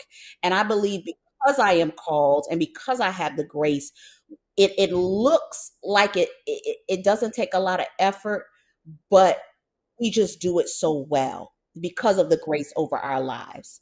And that's the difference. Yeah, that's a good point. Yeah, I'm in San Francisco here for caregiving for my mom, and I was in the plane thinking that same thing. I was like, how lucky am I that I get to do this? It's not easy, but it's grace over our lives, or the what we've experienced, the lessons that we've learned that we can do this. It's not easy. I'm not saying it's easy right now. I know all of you agree with that. It's not necessarily easy, but it is, you know, we've been given the opportunity to do this. And I was just looking out the window going, I'm really lucky that I get to come back and do this. I know it's not easy. I'm not the best at it, but I feel very lucky in a way that all the things have been falling in place. And Diana, when you think about the aha moments and realizing that, oh, and this goes back for you, but I know it's still very fresh for yourself and for your kids. How was that association of, I really can do this, and in fact, I'm gonna start an organization on top of that. I really can do it. That's farther down the road. I'm sure you didn't get up the next day going, I'm going to start Lorenzo's house. I mean, I don't think that was that fast, but draw that together for us. Yeah, yeah. So my beautiful husband passed just 3 years ago, August 2nd. And so I have had a little time to look back, but still I'm uncovering things. When I think back about the 8-year journey from brain change to my husband's passing, I think about, it was grace, it was strategy. It was also just, for me, it was about mindset. Like, how can I get through today, and how can I get creative? Right? How can I get creative? And as an educator, my previous career has been in education for 30 years as a teacher and a school leader and a founder of a network of schools all in the south side of Chicago. That's been my world. And so I leveraged that and tried to really look at our home differently, tried to look at this life differently. And it took me time. Right after my denial, I thought, okay, now let's get into this. Let me accept. Accepting is hard. Accepting is so hard. Asking for help is so hard. But then I like, how do we use that mindset to say, okay, let's swap out the dining room table for a pool table, because my God, I love this pool. How can we bring a bistro into the corner of our home? Because maybe we're not going to go to Paris, but we can go every morning together, right?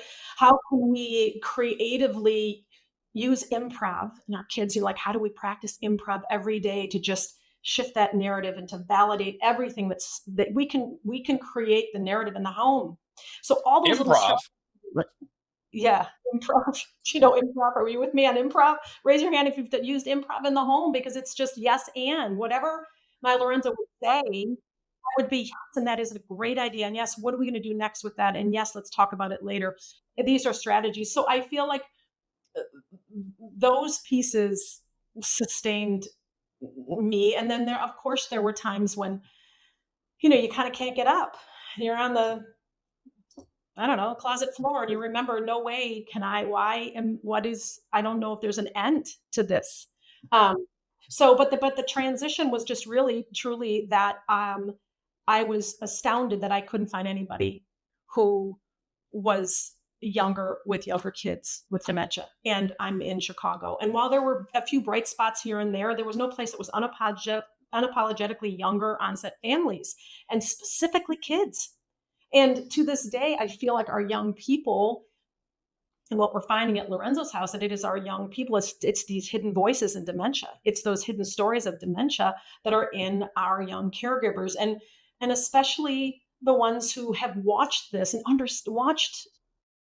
watched dementia show up in the kitchen on a Tuesday morning and on a Wednesday night. And our young people who have been navigating this with their mom or dad understand this condition more intimately than most of us. They do. They get it. They are the experts in their own right. And we are, with this disease, we are the survivors of this story. And that's really hard to accept, right? And we are the story keepers, right? And so at Lorenzo's house, it is really this platform to tell our stories, to give each other permission to tell your story, to get that courage, to find that courage, because when you tell your story, it empowers you and it gives permission for that next person to tell their story. So I think that bridge to Lorenzo's house happened because I realized there was just nothing for younger people. And I'm like, well, maybe I can take my skills in my world in education and pull it into the dementia space and the youth space, youth dementia, mental health. It's not just dementia, right? When we talk about Lorenzo's house, it's all. A common thread here is that we're actually all educators or former educators, which I do think is a thing to elevate. Yeah. And like the reality of seeing the gaps within the dementia caregiving space and recognizing the strengths that come from leading a classroom, leading a school, leading other individuals. Like I do think there's something to be said about that. So just acknowledging, but also yay us. Yeah.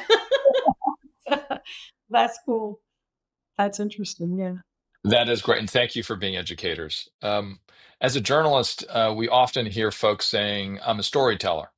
And from a journalist perspective, we always think twice when somebody says that, because journalists think that they work very hard to do their craft. From that perspective, and you were talking about young caregivers telling their stories, Diana. What is it specifically in storytelling that works? Not just telling a story, but what in storytelling works. Because just because I am going to say something doesn't mean therefore it should be. It should be a focused, crafted, thoughtful, intentional approach, just as we do every day when we go to work as journalists. If we told every story that came through our mind, none of you would read any news because there's a lot of junk that we would be talking about. So what is it that you found at Lorenzo's house when young caregivers are telling their stories that is efficacious, that works, that is, and it's not always going to be the same thing. I know that, but just generally speaking. Sure. Well, first of all, at Lorenzo's house, we're virtual.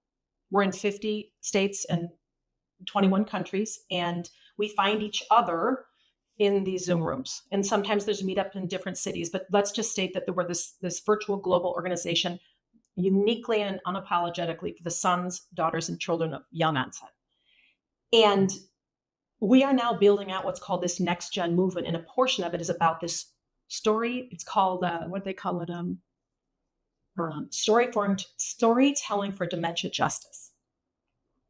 And they're building out a course to ask themselves and to bring in expert storytellers to give strategies to what is it, to ask the same question, Richard, like what is it in a story that matters so that we can change how the world thinks and responds and experiences dementia. And so that's one of the things. I mean, that's where we are right now, because I think we all want to tell our stories beautifully. If we have the opportunity to tell them, Ty and Jessica and I, we get to tell our stories every day. We get to keep our loved ones alive every day through storytelling. But when you're a brilliant storyteller, you're a journalist.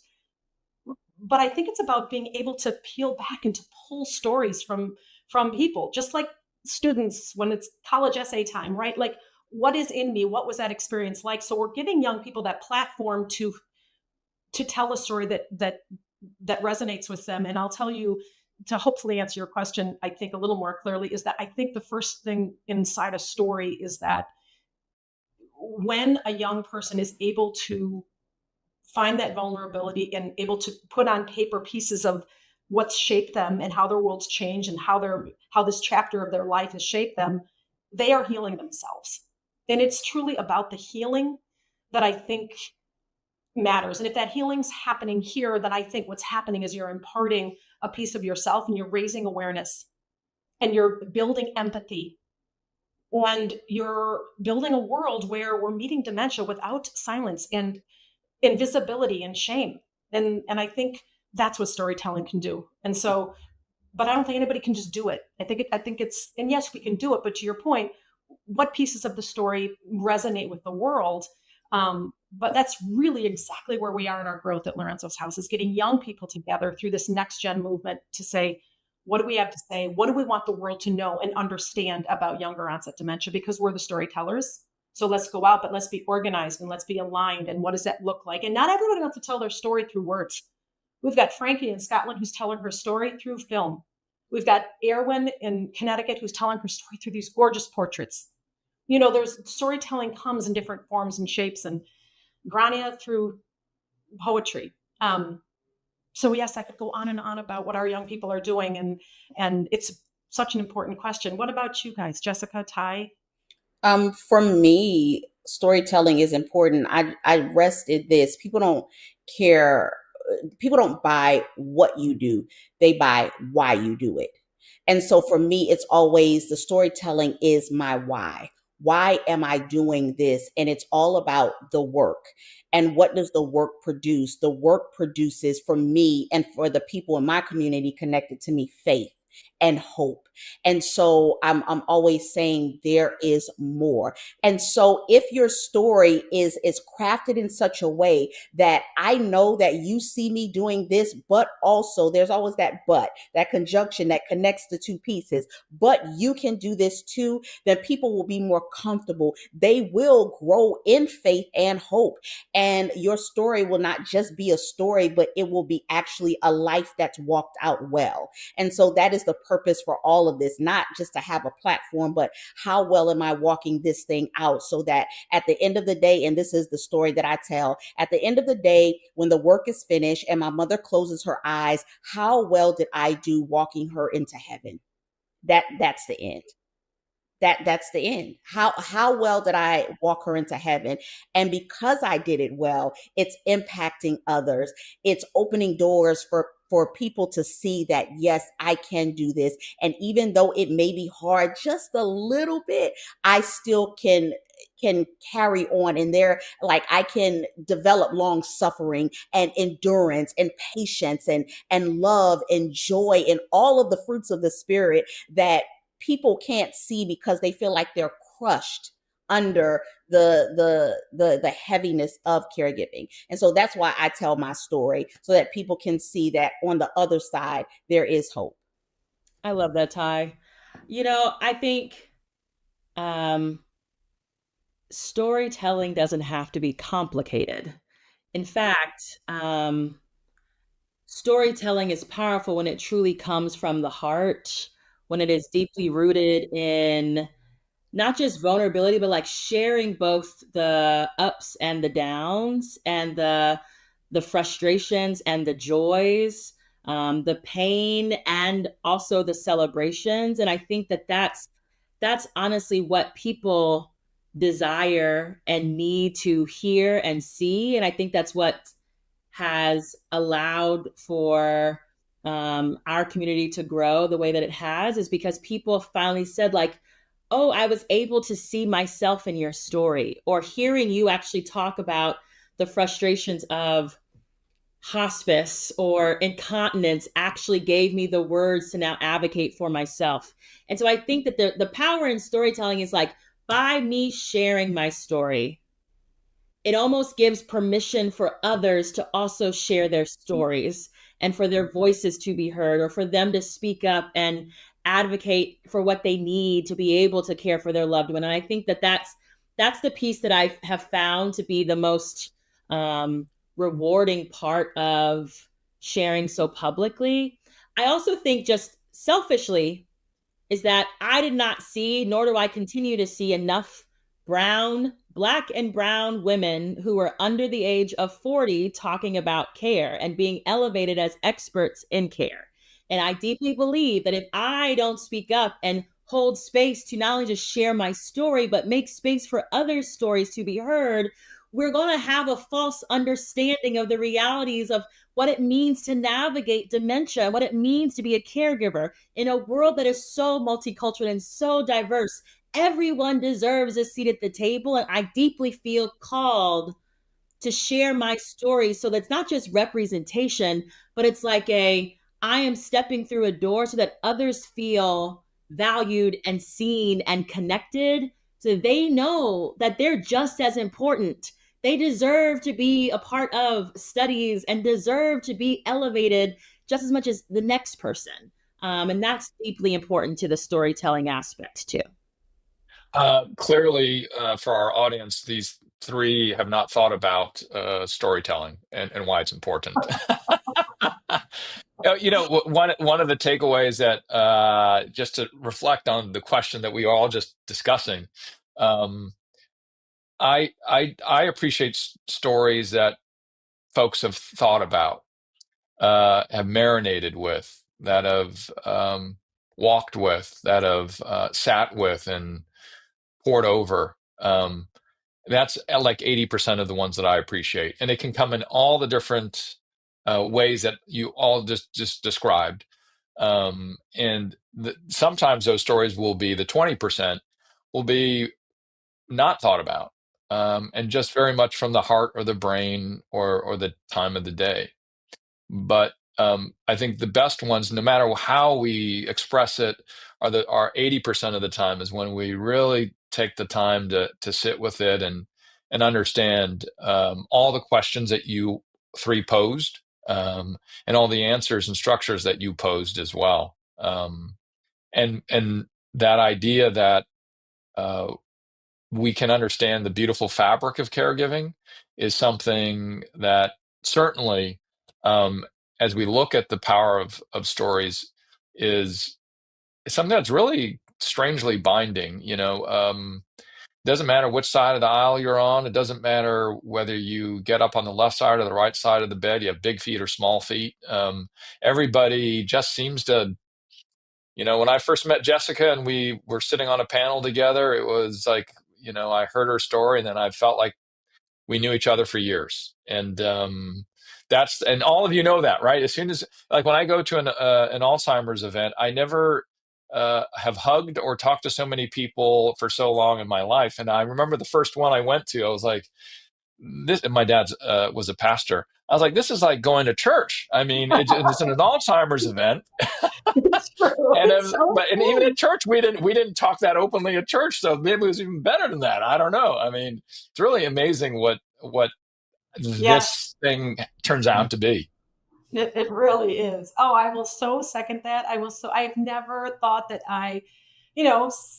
59 years old, and I can't believe how many people I've fallen in love with in the last few years. This visceral deep sisterhood. It's a sisterhood, it's a brotherhood, and we're connected forever. It's just, it's a gift inside all of it. It is, it's so real. We say it all the time at Lorenzo's house. There's, yeah, it's beautiful. Such a great point. One of the things I'll say is, I'm very emphatic about this, is even if you reach the end of that caregiving journey, you're always a caregiver for the rest of your life, and it's an amazing skill set, muscle set, whatever you want to call it. You realize it when I didn't realize it until my father passed, and I was like, wow, I'm careful to say this. I'm not the best human you ever meet, but I became the best human I've ever been because Yes. I cared, right? It's Yes. just, Come I on. cannot believe this. Like, I cannot believe that. You've echoed, all three of you have echoed, like, wow, I can't believe that I was able to do this. Yeah. Right? Yeah. It does make you a better person. Um, I was telling a girlfriend this morning, I said, being a caregiver really stretches you and it causes you to see a different side of yourself, but that side is always for the better. And it makes you a better human and it exposes your heart and your reasons why you're doing something. And so for me, caregiving is always a heart check. Like, how am I serving my mom? If I'm frustrated, how am I dealing with her? Did I love her well enough today? Like we can cut on the camera and do these reels and all of these things, but when they cut off, when nobody is watching, how are you doing the work? Was I patient with her? Like all of these things. So it exposes your heart and it causes you to always check yourself and say, I did this. I'm not perfect. I can do this better. Will you forgive me? It really challenged me. It taught me how to say I'm sorry, especially to my children. And yeah, it really taught me how to say I'm sorry. And also it humbled me. This journey humbles you a whole lot. You think Yeah. together, you think you're, just this like just you got it going on until your mom becomes incontinent with her bowels and you're sitting and you're like, oh, let me put my glove on and let me extract, you know and so it really humbles you and it teaches you so much about who you are as a person. And again, like I said, on the other side, it makes you so much better if you let it. Say, I think that if you let it is a key phrase because I also don't want to sit on this panel and be like, Alzheimer's disease caregiving makes you better, right? Like, because I do think there are plenty of people who actually realize that caregiving is not for them and caring in the way that we have cared is not for them.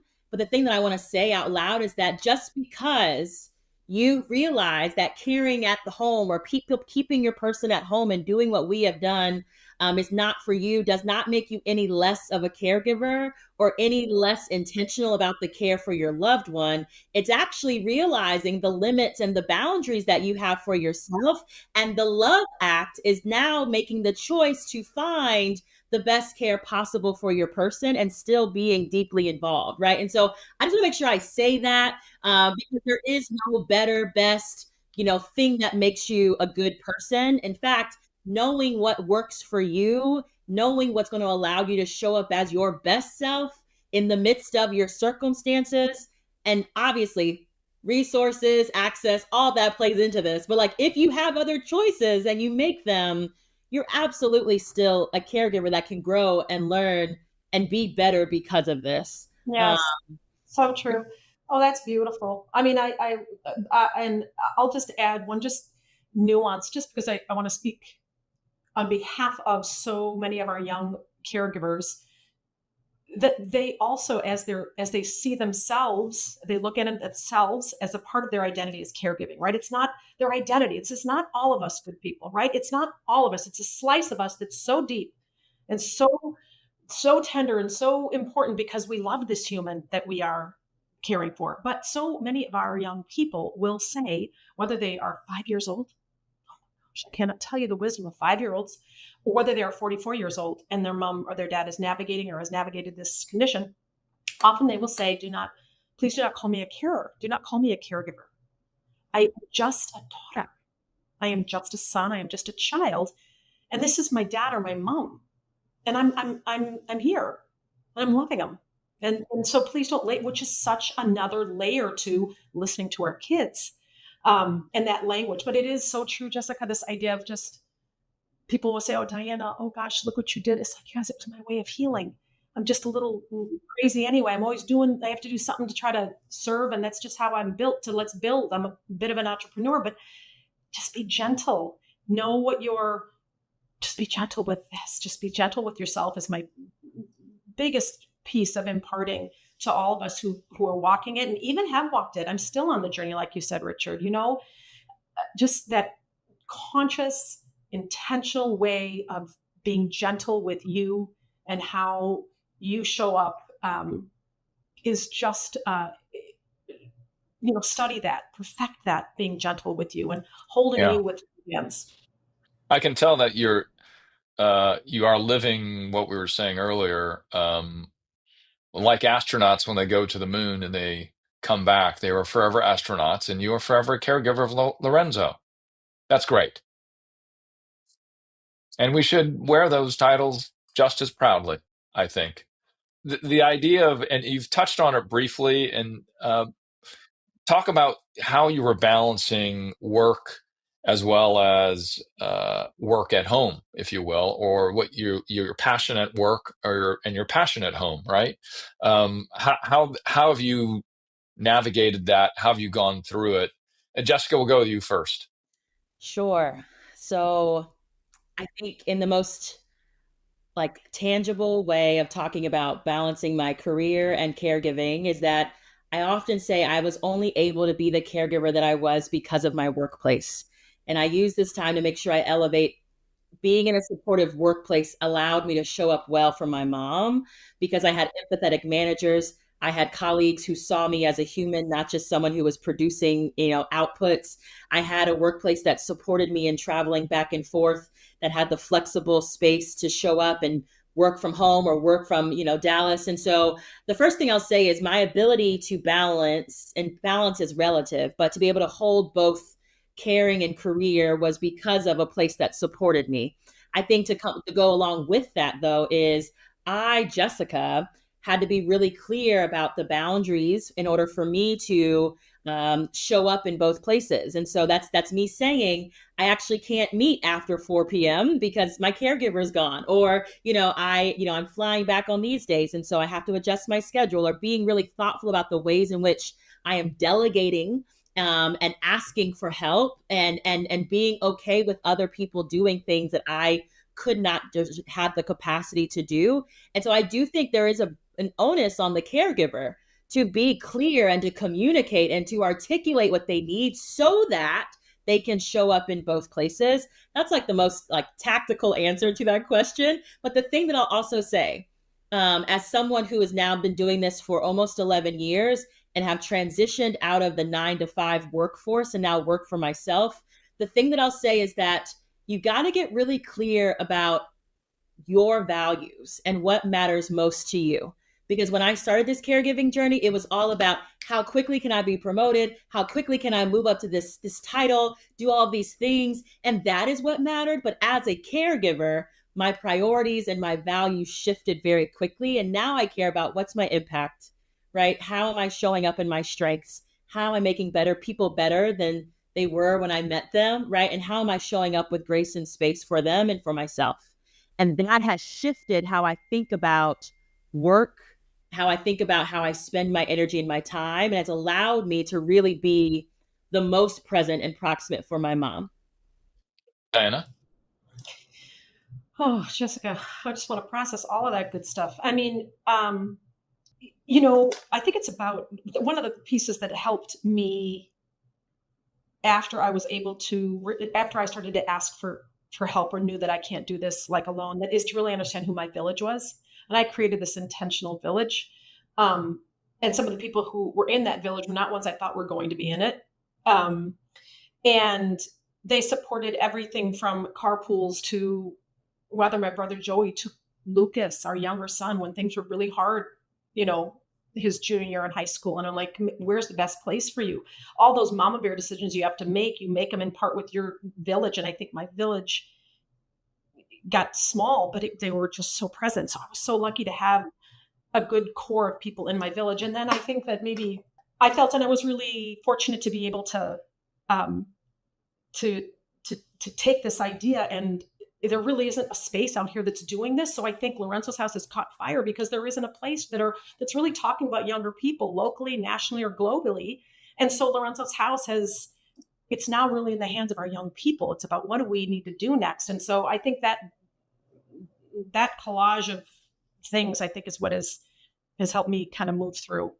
Yeah, to get to do what you think is best for you and your family. And building on that, Ty, I was just thinking, finding that community for me. I thought I was going to have to, because I'm was a full-time journalist and news anchor at the time. I thought I had to leave my job because if I was going to care for my dad, there was no way I could, work the 8 days a week they required. And I went into my boss, who was a very, very good journalist and had led many news organizations across the country. And I thought she was going to say, nice knowing you, and you're a good guy. When you're done caring for your father, come on back. And little did I know I was finding my community, as has been said by Jessica and Diana so far. And she lowered her glasses and looked at me from her computer and said, well, I'm caring for my mom and she's in Florida. And I was just like, what did she just do? And then I knew that at least I wouldn't feel so nervous about the conversation. And she, in the end, decided to help me work 3 days a week on the weekend so I could care for my dad. And I would fly from New York to San Francisco, as I'm sitting here today, as I do now for my mom. And that creative kindness that she exhibited, she hates that I bring up her name, but I must. Her name is Yvette Miley, and she still works in the building. And I talk about her a lot because when we're at work, it's so when we can find those moments where we can be kind like that. She didn't even blink. She didn't blink. And so there's lots of different flavors that the way we get this done, right? And then we're all going to share. And I think the balance is it's going to be different at every Meta. The largest ERG right now is their caregiving group. Wow. Can you believe really? at Meta? Can you believe that? So that doesn't fit because we think, oh, but that's the younger next gen, young gen that are working there, and they wouldn't care. No, it manifests your journey, Jessica, as you were going through career. You wouldn't necessarily think that'd be the biggest group, but Ty, I wanted just to reflect on what was said already, and it sounds like you have, because you talked about your career journey and the way you've been able to. It sounds like there's a lot of nice overlaps in There what you're are. doing with family, Yeah. caregiving, and your career. Yeah. So for me, I learned because I'm extremely independent. Like if I ask you to do something and you don't do it within 2 minutes, I'm going to do it myself. But what I found is that asking for help is holy. And I had to make myself understand that. And so for me, I went from being a special education teacher and advocate and assistive technology specialist to transitioning to owning my own tutoring company, not knowing that that would set the stage for me taking care of mommy. And then, like this past year, I had to leave my job as a literacy specialist to focus full time on taking care of mommy. And thankfully they understood. And so now it's me because people don't talk about, oh, you're leaving a good job and just like you said, pension and, social security and insurance to I'm literally, it's just me trying to make it. And so my parents understand. I'm thankful for my clients who they may hear mommy in the background, but they're like, oh, how was Mama G today? And so it shows me the compassion, just like we've all talked about today, of community. Like, I know that you're running a business, but I also know that you're a caregiver. And so I talked about this earlier. I'm going to show you and give you grace. And if I need to cancel a session, oh, that's okay. We'll just make it up another time. And so I have found my footing within my community. And I understand that people really want to help you and they are for you, and you're not in this alone. And so your career and caregiving, like Jessica, career and caregiving collide, it can collide and it can be beautiful. And all things can work together for your good. And so for me, just transitioning out of education, a building, to actually doing education in my home has been such a beautiful transition for me. And then taking my background again as a special educator and then using those tools and strategies to help mommy has been the biggest blessing just in life, and seeing the impact and just seeing how she is still thriving even at the stage that she is. And so community is just such a big blessing. I have to say, I've really not enjoyed speaking to all three of you. It's just been, has been, how great is this conversation? I just really beautiful souls, and we need more of you everywhere. I want to thank all the folks that stopped to hang out with us against Alzheimer's. And as you know, our conversation today is going viral for good. And I just want to let you know that if you have the time and you think it fits you, that Us Against Alzheimer's would like you to post your story. Think about it for a minute. Maybe write it down. Maybe don't. But share your story. You can write it as a post, or you can make a video if that's better for you. Either way. And if you feel like it, you can put the hashtag viral for care in there, and also Us Against Alzheimer's. And they'd love to see your story. We would too, if it's good for you.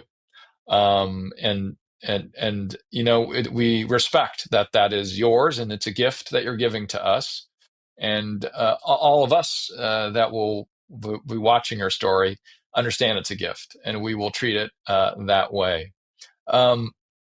Diana, Ty, and Jessica, I want to finish if you all just telling me the names of those that you have been talking about, that you're caring for or have cared for.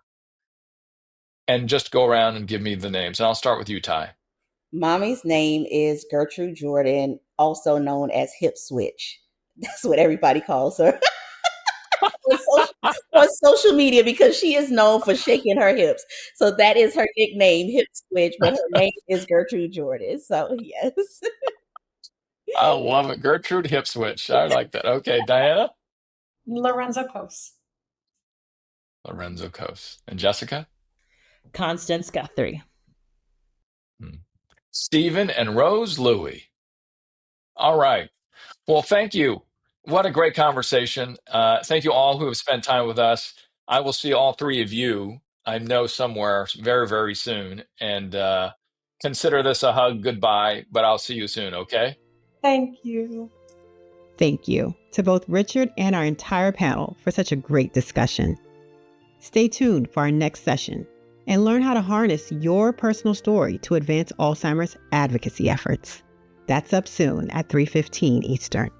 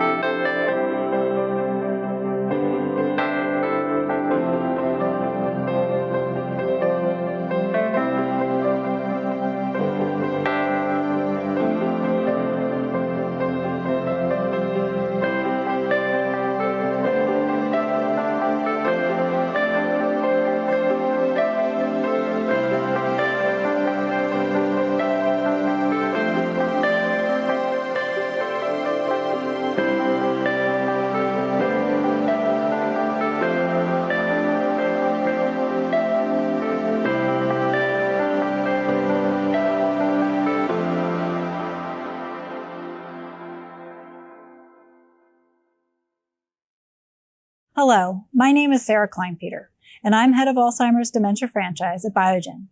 We are proud and deeply honored to be a sponsor for this year's National Alzheimer's Summit. First, I'd like to thank our valued partners and friends at Us Against Alzheimer's. Your dedication, passion, and tireless work in the fight against Alzheimer's disease inspires us all. The theme of this year's summit, From Personal Stories to Powerful Action, Making a Difference in Alzheimer's, captures a crucial truth. Real change begins when we listen to the voices of patients and caregivers. Their personal stories are the catalyst for the powerful actions we need to take together. The past few years have delivered breakthroughs in Alzheimer's disease, but the real challenge now is ensuring these advancements reach the people who need them most. We must come together to elevate these personal stories and turn them into actions that ease the burden of Alzheimer's for families and our communities.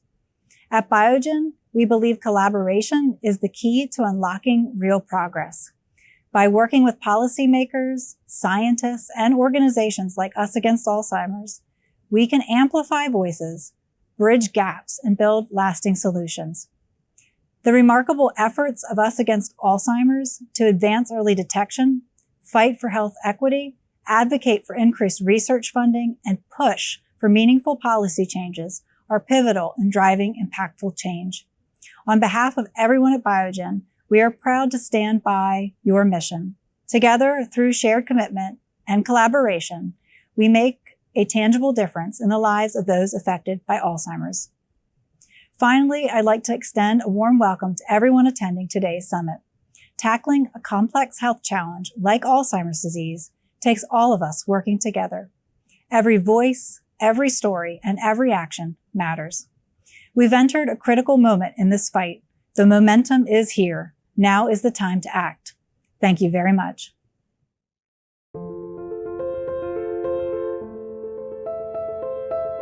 When personal experiences meet advocacy, stories become powerful catalysts for change. In this session, we'll hear from advocates and experts on how to effectively share your story to influence policy and inspire action. How can you harness your own experience to drive Alzheimer's advocacy and motivate others to join the cause? To help answer that, we're joined by communications experts Julie Downey and Jessica Sarstedt, who will both share practical strategies for turning personal stories into impactful advocacy.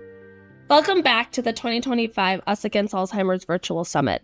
My name is Jessica Sarstedt, and I'm joined today by my colleague, Julie McLean Downey. We are from Global Strategy Group. We are a strategic communications firm that works closely with Us Against Alzheimer's in the fight to restore and continue funding for medical research. And we're going to be talking about why advocating with a purpose matters and why telling your story helps us move along our advocacy goals. Today, we're at a critical moment in history. The future of medical research is really at a crossroads, and we really need to ensure our leaders, both at the local, state, and federal level, need to understand why investment in this research is so critical and can't waver. But to get there, we're going to need to hear from you all. It really matters when lawmakers and decision makers hear from you and hear from personal stories that we all have, even if we haven't realized it. We all have a medical research story, whether we know it or not. And today, Julie and I are going to help all of us figure out how to tell the story and then how to get that story to the decision makers that are really controlling the purse strings and that we really need them to continue to fund medical research. So let's talk about why real life stories matter. Lawmakers hear about data all day long, but it really is the stories that stick and can persuade them to vote for policies and for decisions that can make a difference in all of our lives. Let's take a few examples of how personal patient stories have really impacted legislation and policy for the good. A lot of us on this virtual summit right now will remember the American Disabilities Act passed in 1990. Before that, if you can believe it or not, that we did not have a Civil Rights Act that protected people with disabilities from discrimination. And some of you might remember what they call the Capitol Crawl, when dozens of disability activists abandoned their wheelchairs and crawled up the stairs of the Capitol to demonstrate to lawmakers that their needs are real and this landmark piece of legislation needed to be enacted. That display, along with a very robust nationwide story building effort and storytelling effort, really ensured that this act was passed, and it was a landmark for our country. The Zadroga Act, this was an act that protected and gave health care and compensation to 9/11 responders and victims. James Zadroga was the first New York Police Department officer to pass away from complications from 9/11 toxic exposure. And it was his story, along with dozens and hundreds of others, that not only was able to get this act created and passed, but throughout the past 20 years, elevating those stories of what these patients have had to endure because of what happened on 9/11 to get it reauthorized and the coverage even expanded and more money given to these folks. So it does require real life human stories. These policies are not always created in a vacuum just with stats. It really requires people to understand there's a face to what they're doing and telling their story. So let's take a look at what is happening right now this year when it comes to storytelling around medical research. As we all know that there are potential plans to significantly cut the budget when it comes to medical research, and even refuse to spend the money that has already been allocated. So we've already seen a really great drumbeat of stories, reports, opinion pieces about the importance of medical research. We see it a lot when it comes to Alzheimer's and types of dementia specifically. We see it when it comes to lung disease and cancer and heart disease. And we're really seeing that drumbeat, whether it's in national press, within local press. And we're starting to see the dividends pay off. The more we elevate these stories, the more that we're able to see policymakers and decision makers start to trend in the right direction in terms of decisions that they'll make. We're seeing lawmakers start to more vocally express that they support medical research funding, bring it up in hearings, bring it up on their social media. But we cannot stop now. Trust us. Julie and I are in this every day, and we know that the more stories, the better. And this is why we need all of you. And again, lawmakers hear data all day long, but it's really the personal stories that can help move the needle. Sometimes it's frustrating, and we don't know if our vulnerability and our story will actually move that needle or make the change that we need. And we may never know, but I can promise you that collectively, all these stories beating together with the same beat and the same drum will make an impact. We're seeing it. They're going to use it in speeches more and more to shape votes, and ultimately we need them to influence the decision that will protect medical research that is so vital for Alzheimer's and dementia diseases that we need. So then during the rest of this presentation, we're going to talk about how to craft your story, just some simple tips and tricks, and then give you some real life ways to reach out to these lawmakers. They seem like they're sitting in, this glass castle and they're unreachable, but they are reachable, and we're going to tell you how to get to them. So let me go ahead and pass it over to my colleague Julie, who will talk about the core elements of telling a story. Yeah, thanks, Jess. When you're sharing your personal story, I mean, it can be really scary and emotional. And I want to encourage you not to shy away from that. I think all of us, feel nerves when we're talking to somebody and sharing something about ourselves, but that authenticity is what lawmakers will take with them. And like Jess said, I mean, they hear the facts all day long. They've got legislative assistants who will make sure that they're equipped with arguments for or against any given issue, but it's hearing from their constituents that helps move the needle. We've heard that again and again from lawmakers. The most persuasive argument you can make is sharing your own journey.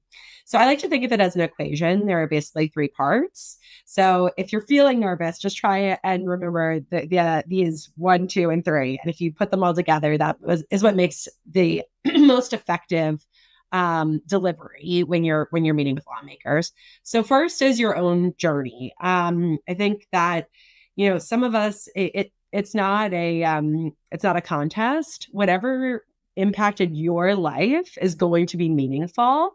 So talking about how you got there, how a disease has shaped who you are, your family, your support system, all of that goes into kind of describing your journey.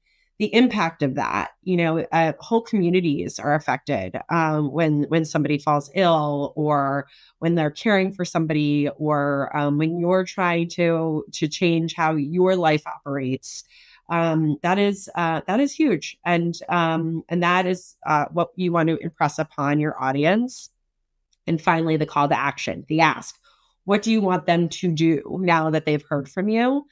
And when you put all of those things together, that's kind of like the secret sauce for these meetings. And so, for example, I am a non-Hodgkin's lymphoma survivor. I was 25 when I got sick. So when I talk about that, I mean, I really lean into, like, my world was shaken. That's my journey.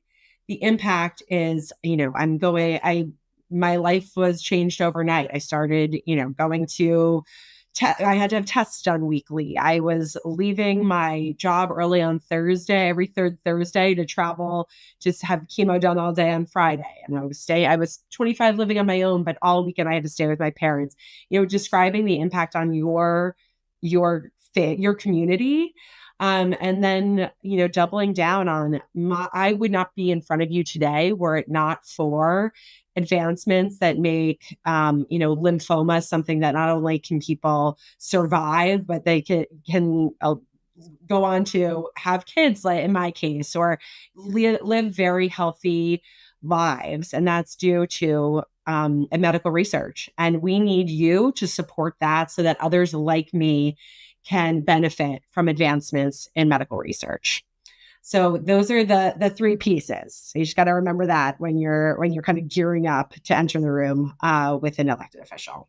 A little bit about kind of the ABCs of storytelling. Another thing, like, just bring this on a note card to help prompt yourself, because it is nerve-wracking. Not all of us are used to sitting down with our elected officials, and maybe you have an idea of what they're going to be like in your head, and it's sort of like stage fright, and that's okay.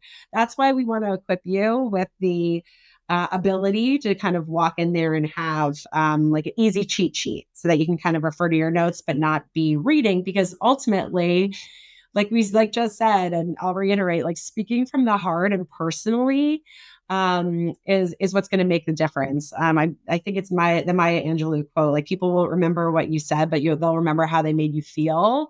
And that is what you're really trying to do in these meetings. So you start with authenticity. Be genuine. You can show that this is an emotional thing for you. It's not easy, but you're taking time out of your life. You've traveled a distance to come and sit before them because it's that important. So it's okay to be not super polished or not overly practiced, but that authenticity is what will leave a lasting impact. The other thing is brevity. I think that, all of us know that our attention spans get less and less over the years. But I think especially when you're on a schedule with an elected official who probably has to get to a vote or has another meeting right after you, or, things need to be running on schedule. Brevity is also key. You don't want to get cut off, because number one, that will leave you feeling really like kind of shaken up if you get cut off and you haven't gotten through what you wanted to say and you haven't made your ask. But also, that you want to be respectful of their time. And we've also found that, like, you have a higher impact if you've kind of like packaged it all up and been as brief, but also effective in your delivery. And then clarity. Make sure you connect to the policy ask. That's why you all are there. That's why you took time out of your lives. So you don't want to miss that part, right? You might get caught up in telling the story of how you got here today and how, your life has been impacted and, either by the disease directly or by someone you know and love and cherish being impacted.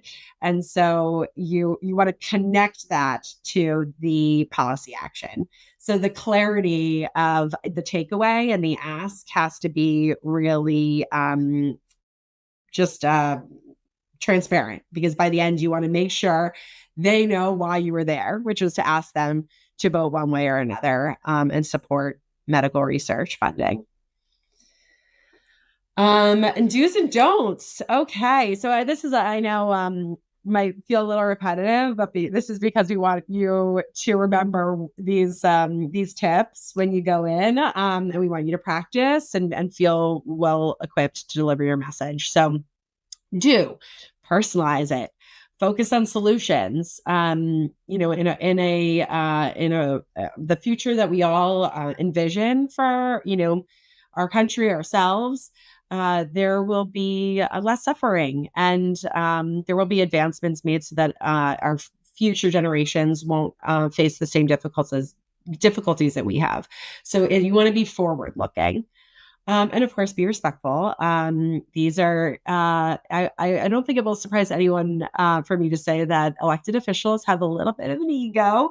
And so making sure that you are acknowledging that, you're grateful for their time, that they are working on this, that they must understand where you're coming from, that these feelings, whether it's Alzheimer's or another disease, most people have grappled with some sort of medical crisis. And so finding common ground there in a respectful setting will be the way in. Don't be overly focused on jargon or statistics, or that's not your job. You, like I said, they have legislative policy experts who will load them up with facts and percentages and all of that good stuff. You're really there to move them. Don't overgeneralize. I think, speaking without specificity is where you lose time. And don't make it about a personal grievance. Don't use this as an opening to berate somebody. But again, connecting it to a heartfelt time in your life and making that final ask. So with that, I'm going to kind of leave you with an exercise so that you can work on this at home. So how do you do this? And it might feel a little silly, but I have always practiced it in front of my computer and looked at a screen so I could see myself and how I'm doing. And practice really does make a difference no matter what you're doing. So I do really encourage you to take a little time and practice this at home. So in one sentence, describe why this disease matters to you. Explain your connection to it.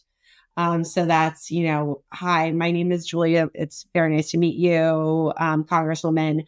I'm here because I survived an emergency case of non-Hodgkin's lymphoma. And it matters to me that we continue to fund medical research because without that, I may not be here today. And then build your short 2 to 3 minute elevator story. So that's kind of like, truly, if you were stuck in an elevator with somebody, how do you grab their attention, tell them a little bit about yourself, move them emotionally, and make an ask. So again, that's leaning into why this is important to you and ultimately why they should vote to continue to fund medical research and advancements in Alzheimer's research. So take a little time and practice that at home. Thanks. Thanks, Julie. Those are all really important tips and tricks, and they may sound simple, but we've been in meetings with patients that need to be reminded of this, and just keep it short, keep it sweet, and just tell your story. So we've, I know not everyone participating in today's session falls under one of these 3 categories, but we think many of you do. You might be a patient yourself. We all have been at some point in our lives. You might be a caregiver to someone battling Alzheimer's or a form of dementia right now, or you might be one of the scientists, researchers, or even doctors working on this disease day in and day out to try to find better diagnostic paths, better treatments, and ultimately cures for these horrific diseases. So we have gone ahead and kind of broken down some ideas of what you may want to say when telling your story, because these three buckets of people come at it from a slightly different point of view, and that's beneficial. The more diversity in stories that we can tell and we can demonstrate to lawmakers, the more that we think they're going to get it and be persuaded. So patience, obviously you are one of the most, if not the most important messengers that we have battling Alzheimer's and dementia. It's important when you're telling your story that you get really real and talk about when you first noticed your first symptoms, your path to diagnosis. It may not have been pretty. It might have been seamless because of our medical programs and the advancements that they've made. And also what has been the emotional, financial, spiritual toll on you. Talk about that. Make it ring home. The impacts of research. I know that we are not where we need to be and want to be when it comes to treating and curing Alzheimer's and dementias, but we have made advances. And if you've benefited from any of those advances, talk about it. Also talk about how you want to see more and it's not going far enough and why it's not going far enough.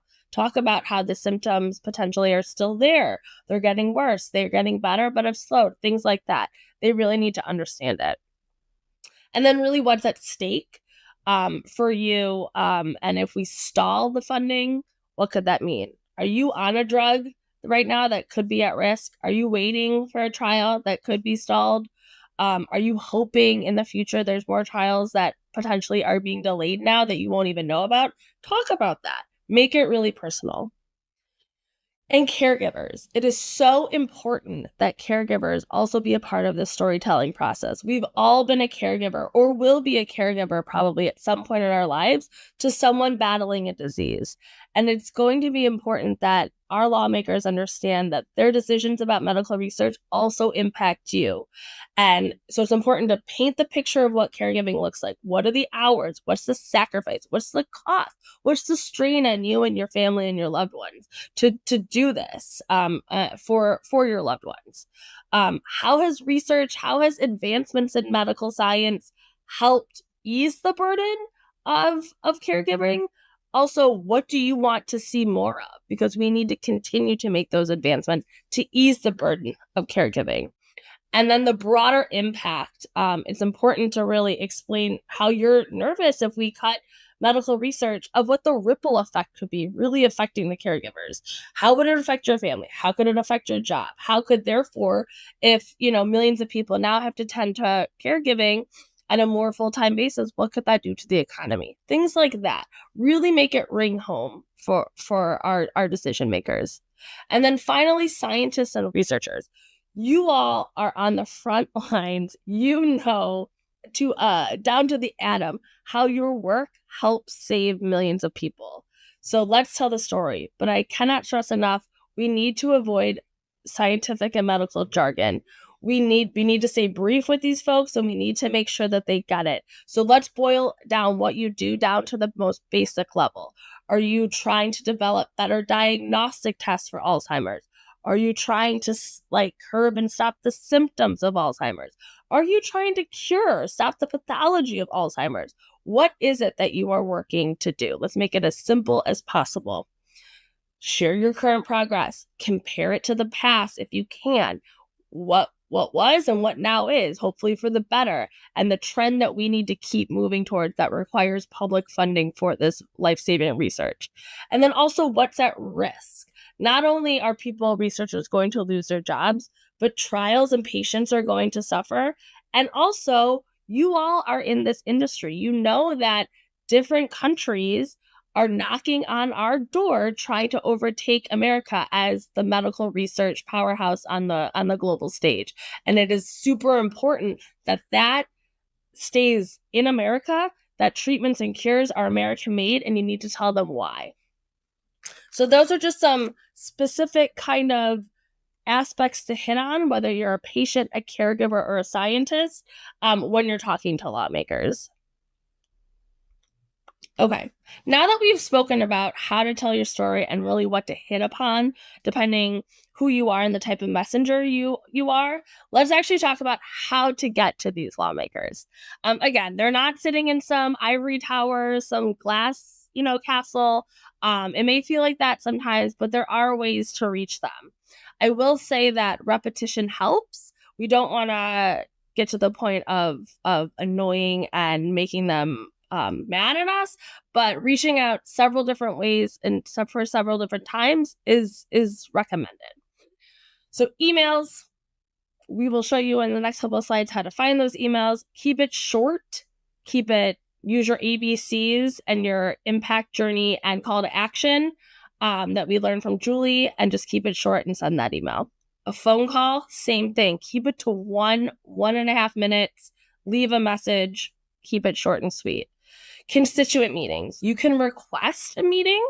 You can also potentially drop by the office if you happen to live near one of their local offices in state.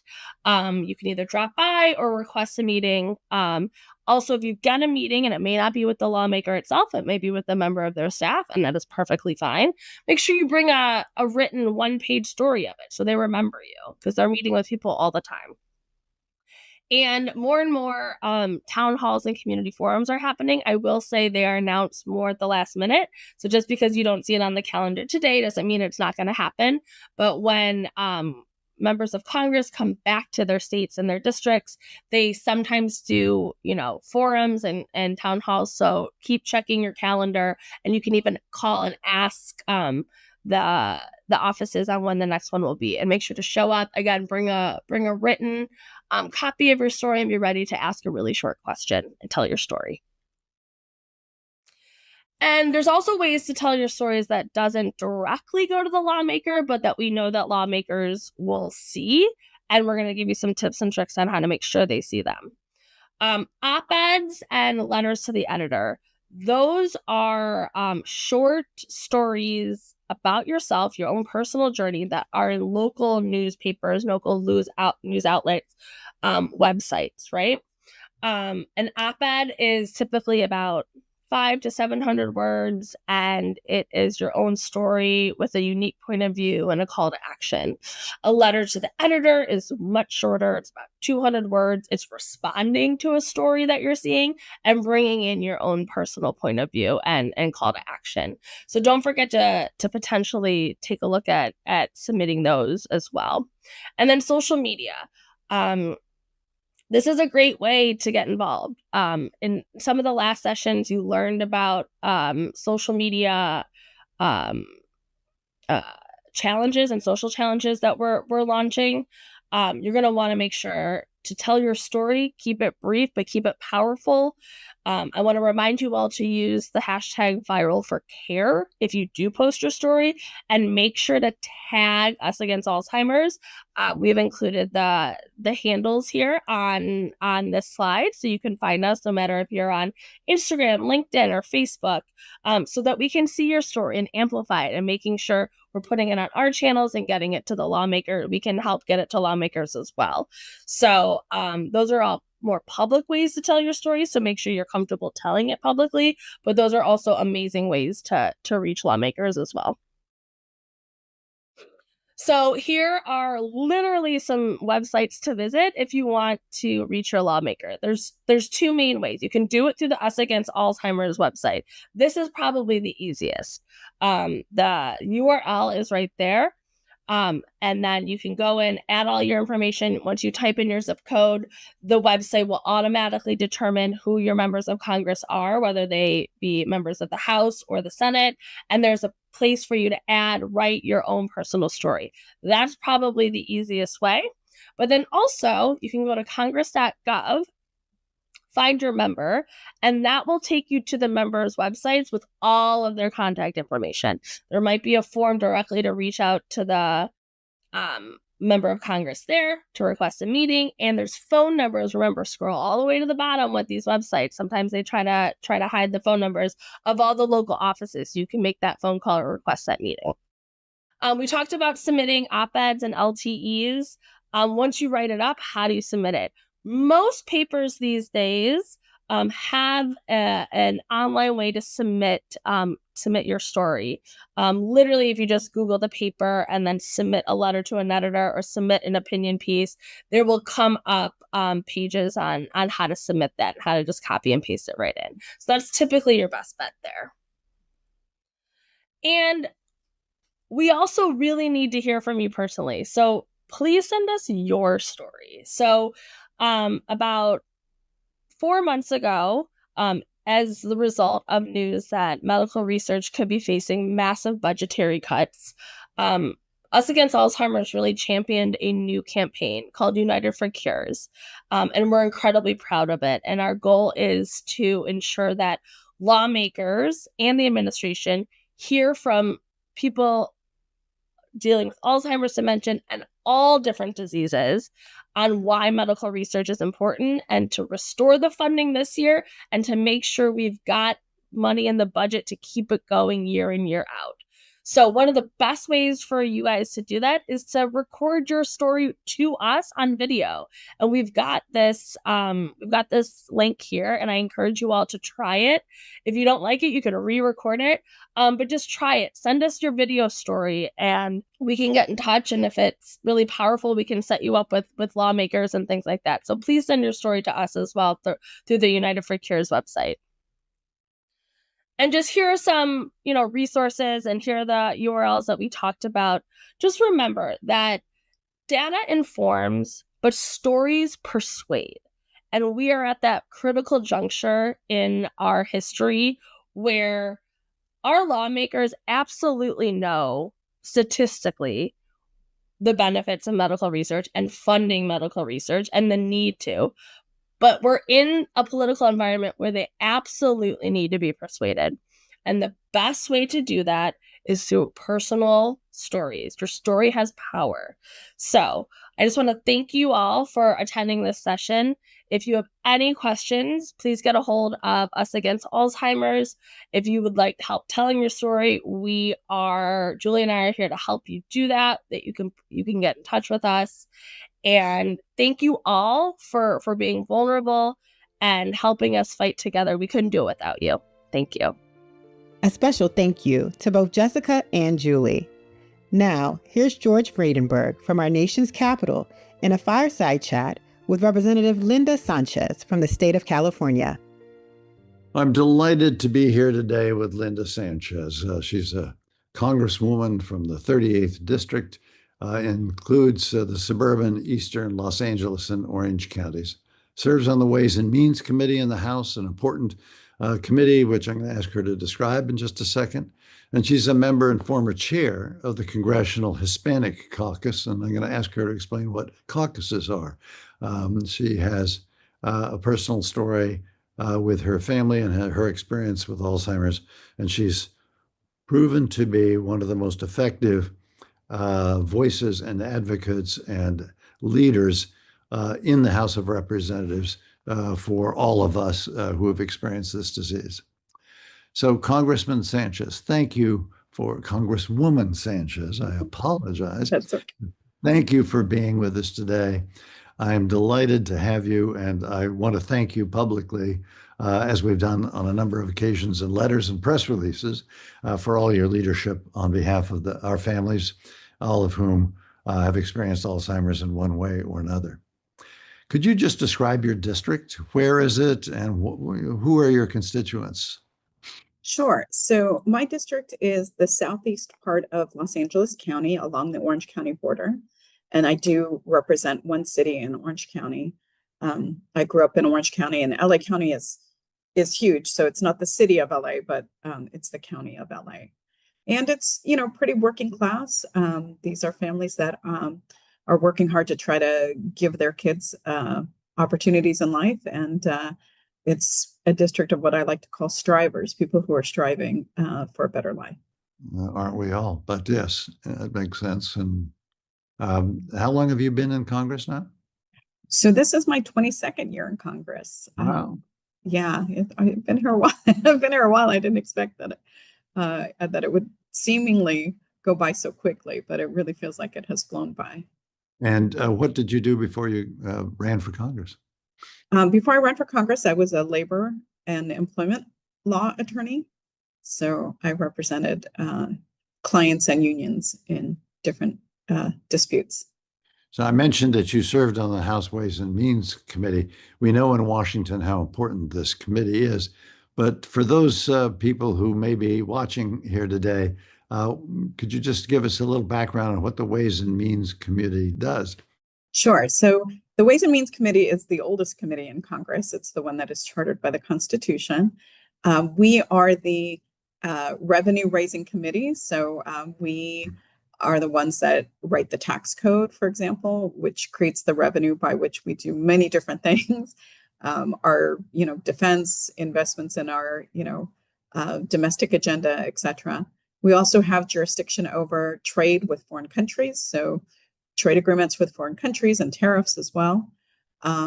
We have jurisdiction over very important social safety net programs like Medicare and Social Security.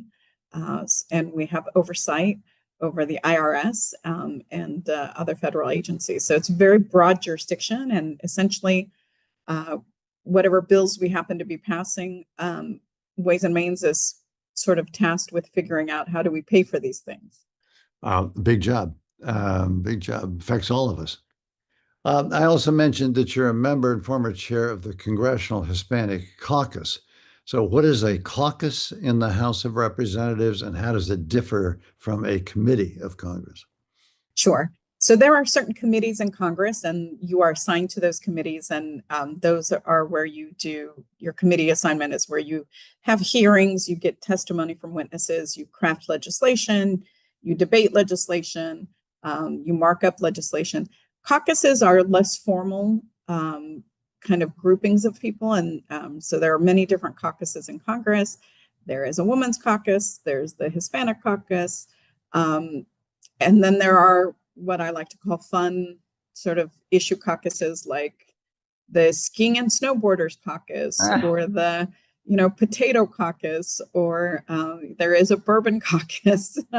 But it's just a very informal group that works on particular issues related to whatever caucus it is. So what would the Hispanic caucus focus on? Yeah, so the Hispanic caucus is comprised of members of Hispanic descent. Most of us represent districts that have large Hispanic communities, so we focus on the issues that disproportionately impact the Hispanic communities, whether that's health discrepancies or educational gaps, things that are really impact our constituents. We focus on ways to try to improve outcomes for the Hispanic community.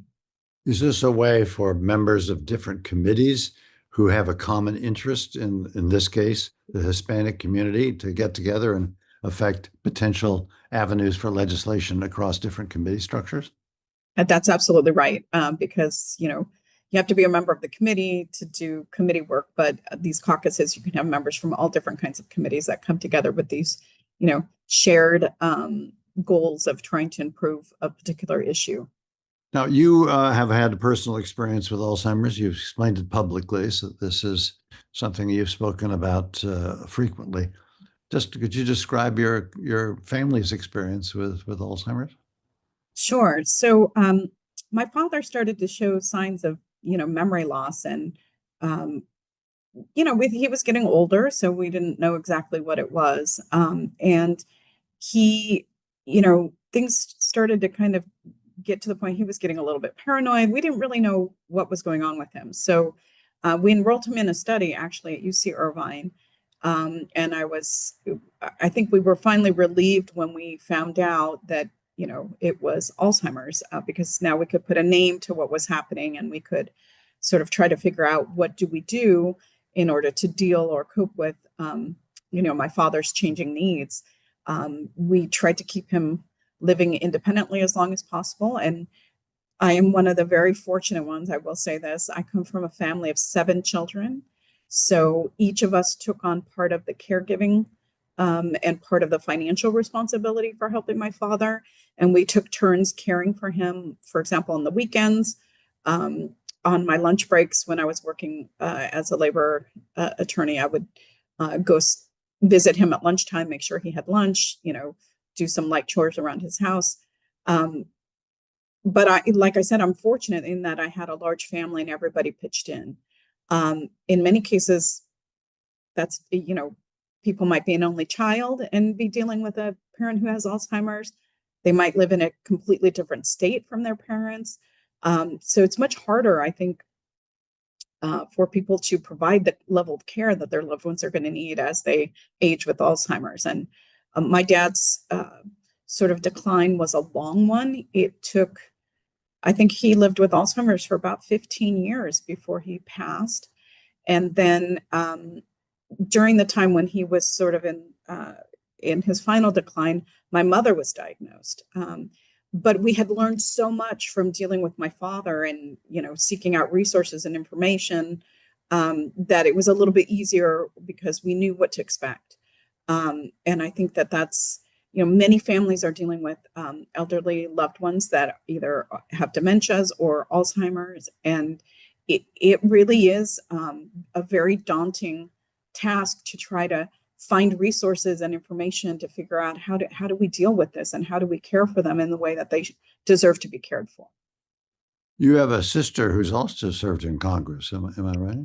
Yes, my sister Loretta served in Congress for 20 years before she retired from Congress, and she was one of the caregiving team for both of my parents. But it sounds as if the time in Congress overlapped with your father and your mother's decline. So how did you do that from the opposite coast? Did you sort of trade it off with your other siblings? That's exactly what we did. We set up a system where, again, this was when my father was still able to live fairly independently. We would take turns on the weekends taking my father and caring for him. So it was, basically once every 6 weeks, I would have my father for the weekend. So we were able to do that, and it was manageable because we had so many siblings, such a large family.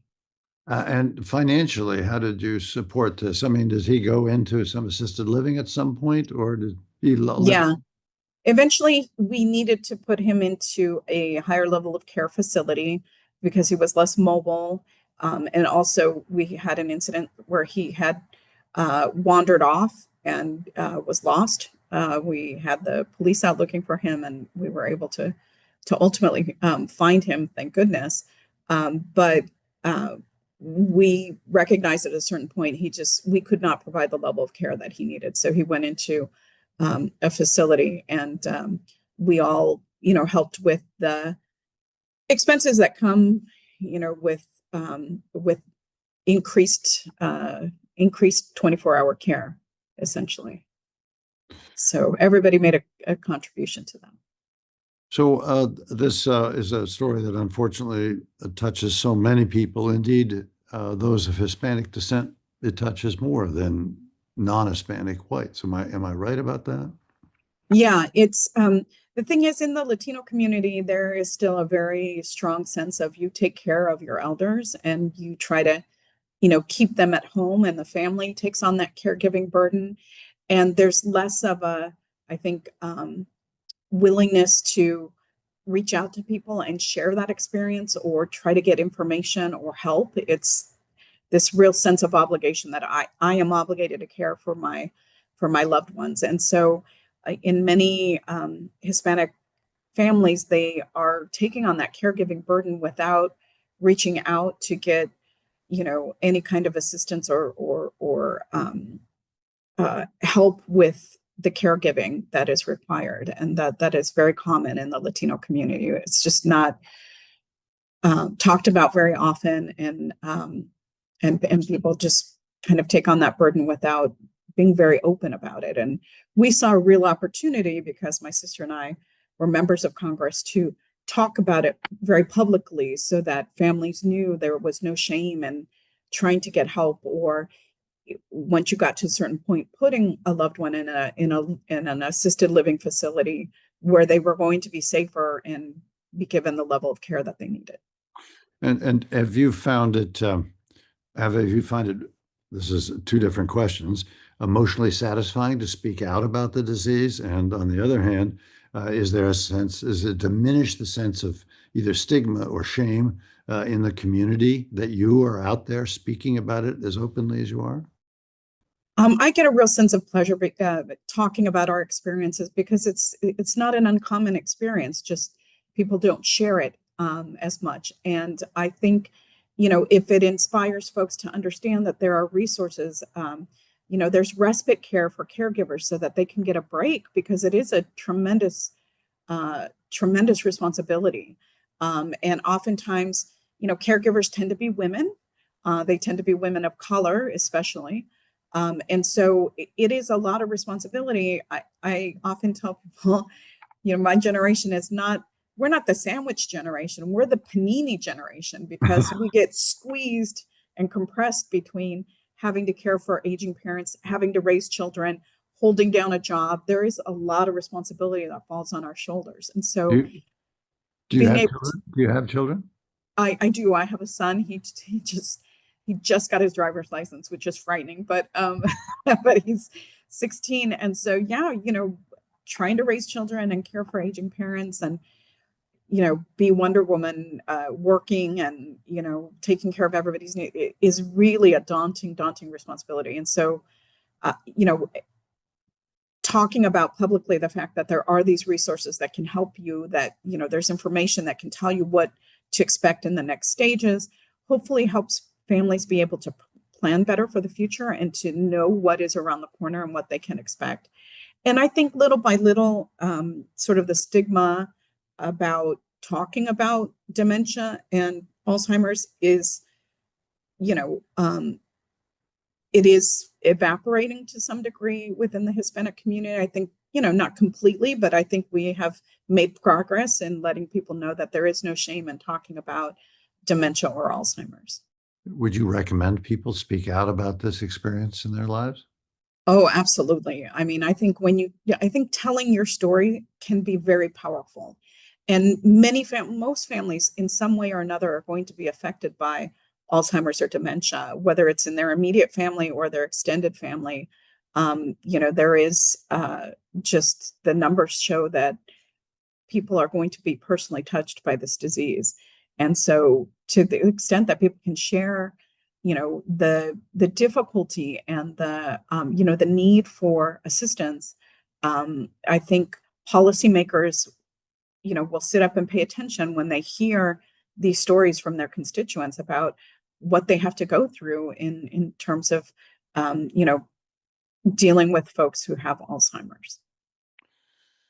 Your personal experience, I'm sure, is part of the reason that you've been such a sponsor of the Credit for Caring Act, which you're doing both bicameral and bipartisan. Just describe who you have co-sponsors with and what that act provides.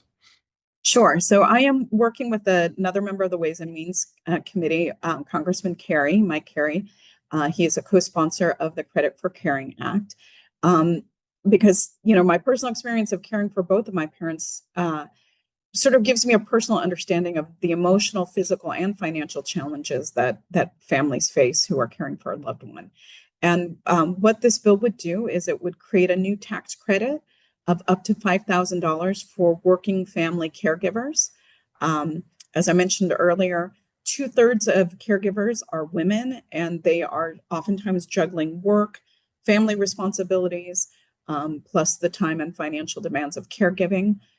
Many women sacrifice their own professions and financial stability to care for family members. They may leave the workforce altogether or scale back their hours in order to provide the care. And what this bill does is provide, just a financial lifeline for those folks. So, Alzheimer's doesn't know political party. So it is bipartisan and it is bicameral. There are, there's a companion bill in the Senate as well. And so I think that there is a possibility we can get this bill passed because it's bipartisan and people understand. And, President Trump had made a campaign promise to pass a caregiving tax credit. So we will see if he keeps his word on that. My wife, late wife, who died of ironically, a heart attack. I'm sure she's up in heaven saying we picked the wrong disease. But when we started our advocacy, I'm a Republican and she is a Democrat. We went into congressional offices, House and Senate, and said we're the Alzheimer's party because disease knows no politics, and cures knows no politics. Yes, with all of us. So you're absolutely right on that point. I am struck by a recent statistic, and I'm not sure you're aware of this, that now for working age populations, elder care is for the first time in history more prevalent than family care for a child.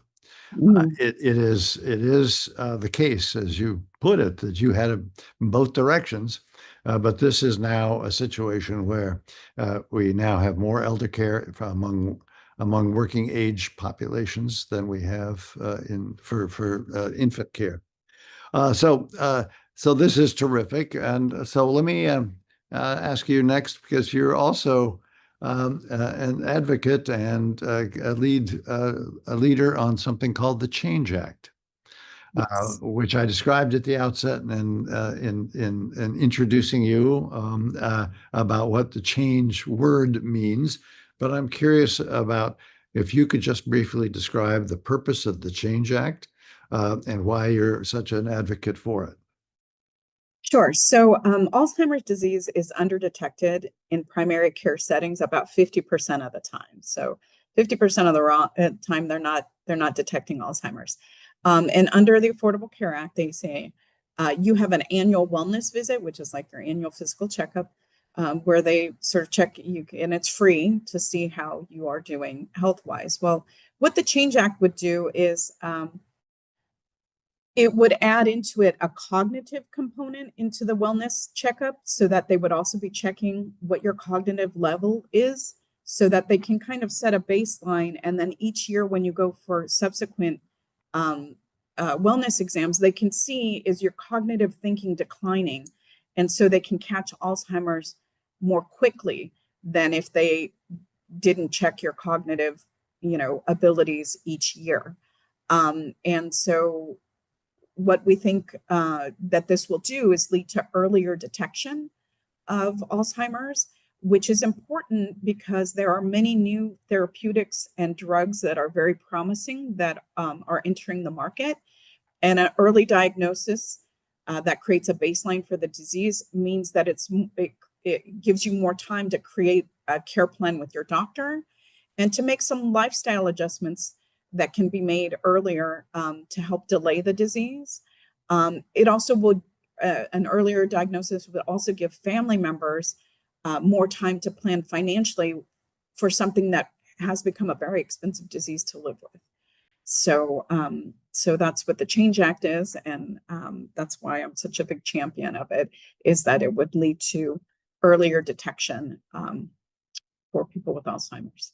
We as an advocacy organization have been championing this act now for several years and been frustrated that it hasn't gotten over the line because the logic behind it is so clear. And indeed, the logic behind it is even clearer once you have drugs that are labeled for early symptomatic patients. Yes. We now have. So I'm curious as to what you think the prospects are for the Change Act in this year or next year. Yeah, so currently I'm working with Mr. Representative LaHood's office. He's also a member of the Ways and Means Committee to see if we can get it marked up by the Ways and Means and Energy and Commerce Committees this Congress as we did last year. We also recently, the Ways and Means Committee members had a sort of a closed door roundtable with Administrator Oz to talk about adding this cognitive test to the annual wellness exams. So we are also pushing on the administrative side to see if they can possibly, add that language into the annual wellness exam. And we are planning on sending in comment letter to the Centers of Medicare and Medicaid Services urging the agency to make this change in the physician fee schedule as well. So we think that there is an opportunity potentially to get this done this term. This is particularly important, I think, now, as I said, or as you said, because we now have drugs that are appropriate for very early symptomatic patients. And we also have blood tests now that, in fact, can detect the underlying pathology of this disease, as well as new digital cognitive assessments that can even more sensitively identify cognitive concerns. So I'm curious as to whether you've seen these developments and what you think of them. Yeah, I just read a headline the other day, caught my eye about it's a visual digital test that they think predicts Alzheimer's, and it can be done in the home. So it has to do with flashing pictures that they sort of check your brain activity with respect to what you're watching. If we could do those in the annual wellness exams, it wouldn't be much of an additional cost. It might take a little more time, but it's very promising that, they do have blood tests currently that can also check for Alzheimer's, but those are a little bit more expensive. So if we can find the right tools to gauge, a person's cognitive abilities and whether they're declining, I just think that that's a real breakthrough in terms of making those kinds of tests readily acceptable and available to everybody, not just people who can afford the blood test. And as you know, there are two drugs on the market from one is a partnered drug between Eisai Corporation of Japan and Biogen, and the other is from Eli Lilly.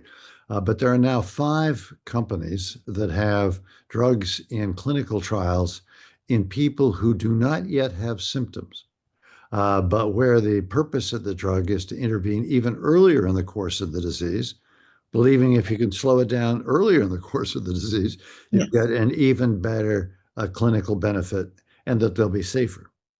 So this is going to present fascinating issues, both at the FDA and at Medicare, and of course, getting people to identify as at risk for a disease where they feel fine. This is where we're going to need your leadership in working through the important policy issues that are going to arise by our ability potentially to have drugs 5 years or so before symptoms are likely to occur, and actually delaying those symptoms by up to 3 to 5 or more years. And that's not. It's very exciting. It's very exciting. I think we're on the path, and some scientists, we're having a briefing in the Senate tomorrow, in which we are actually doing a briefing with scientists who are going to explain the real possibility that in the next 5 to 10 years, we're going to have drugs that can either prevent the symptoms or potentially even prevent the pathology of the disease by getting the intervention in your 50s, much like you do shingles vaccines, that you might have another drug that actually engages the active immune system and prevents the pathology. So you're absolutely right. This is an exciting time, but it's also a time where we struggle because we tend to treat diseases after the symptoms occur. Rarely do we actually have products that can actually prevent that symptomatic chronic disease. And so I think this is a real possibility in the next 5 or so years, and it'll be exciting, but we're going to need your help and your leadership. And I am all in. I'm very excited by some of the breakthrough technology. It's seemingly, hope just around the corner. And I know it's been many, many years that folks have been advocating, but I feel like we are on the cusp of some really big breakthroughs and, potentially eradicating Alzheimer's. So I'd like to talk a little bit about the current political environment, because many of the developments that have occurred here are the product of NIH funding over the last 10 or so years, right? And that funding is being challenged now by this administration. But yet we seem to find in the House and in the Senate continuing bipartisan support for continued research in this area. I'm curious what you sense is the possibility and the dangers of that funding level being maintained, a possibility, or the danger if, in fact, the administration chooses not to spend the money that you allocate to it. Yeah, so there's a reason why Congress has appropriated money towards NIH funding, and that's because it keeps the United States on the cutting edge of health breakthroughs.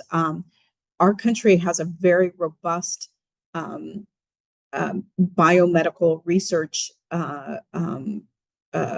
industry in many different states. And I'm going to brag a little bit about my home state of California because the UC system has some of the, some great medical research facilities.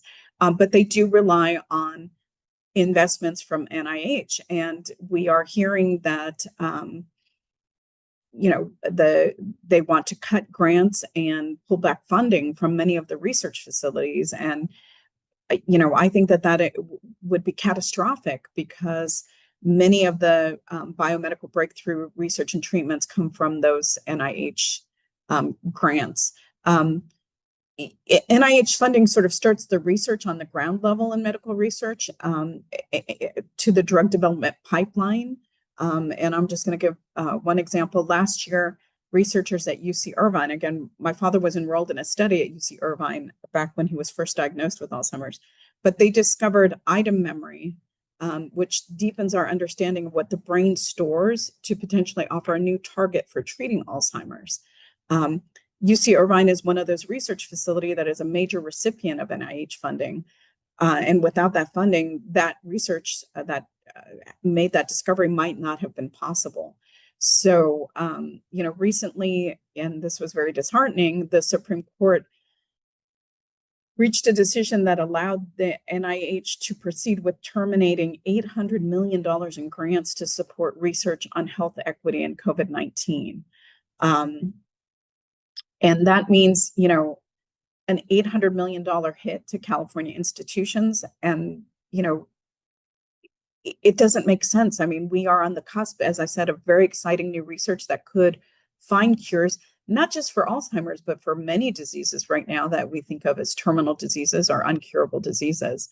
And to just yank those grants away, I think, is very short-sighted because that robust, biomedical research it makes breakthroughs that help improve the lives of people in the United States, help save lives in the United States.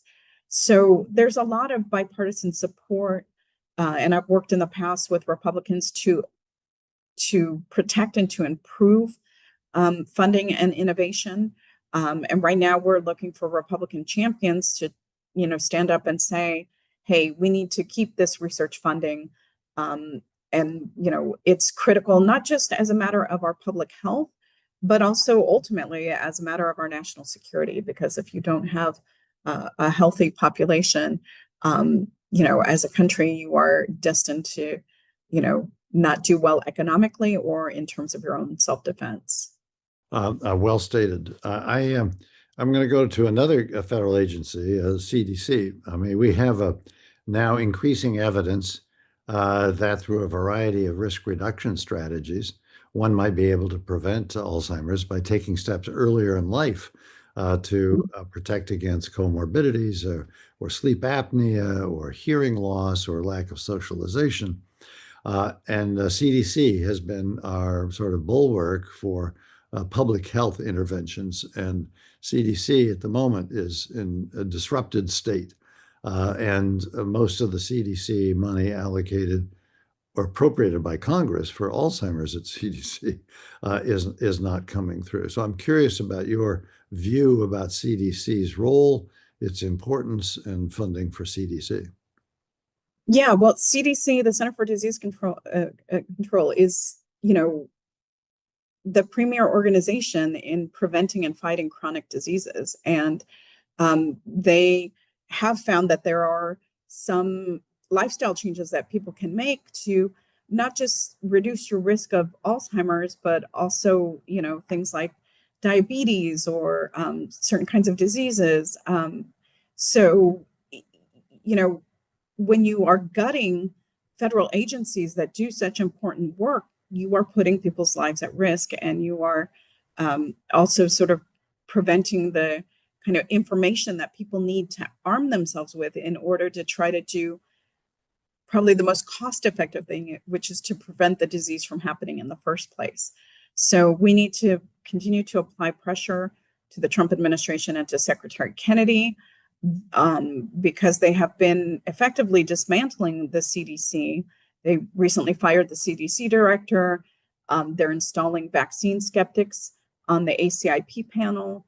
And, I'm deeply concerned about the CDC's, future, because they are moving away from tested science, which proves that these are effective. And they are just sort of disregarding the body of scientific evidence, which shows, there are ways to prevent many of these diseases. So I'm hoping that, especially after the Senate finance hearing last week, we did see several Republican senators who were critical of the Secretary of Health, but we need people to stand up and, make their voices heard on how critical the CDC is. Let me just say, this is a slight promotion for my own organization, but we have organized something called United for Cures, which is patient advocacy groups in Alzheimer's, in cancer, in diabetes, in heart, rare disease, and many others. It is a patient coalition of coalitions that basically is now quite active politically to highlight the points that you've been making, both about NIH and CDC. I love that. I love that. Thank you for that work. It's so important. But you're absolutely right that this crosses not just Alzheimer's, but it crosses cancer, it crosses you just list the diseases I just listed. You've touched every American family, virtually Absolutely. every American family. Yes. So we are proud of that work, but obviously it is almost defensive at the moment. It used to be Yes. that we could count on the bipartisan support in Congress for these agencies, and now it's at least being questioned. And Yes. it's not bad to question institutions after a time, but it's another way to say, let's figure out how to make them better. Let's not figure out how to tear them down. Correct. Correct. So I am going to ask you a real softball question. Okay. You were the first woman to coach a team in the congressional baseball game. Yes. You played on yourself. Where did your love of baseball come from? Sure. And are you going to try out again this year? Well, I just had knee replacement surgery in Huh. mid-August, so I am recuperating. I was a really involved athlete at a young age. I played competitive soccer and softball, years of competitive sports, wearing high heels.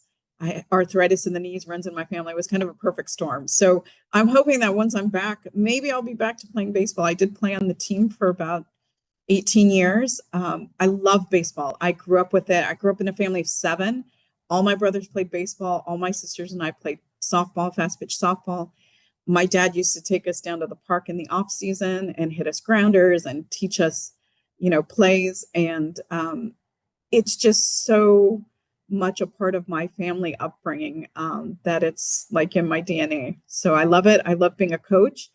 Every morning that we have practice, I get to go tell 15 men what to do, and they have to listen to me. It's the best ever. Is it time for professional women's baseball?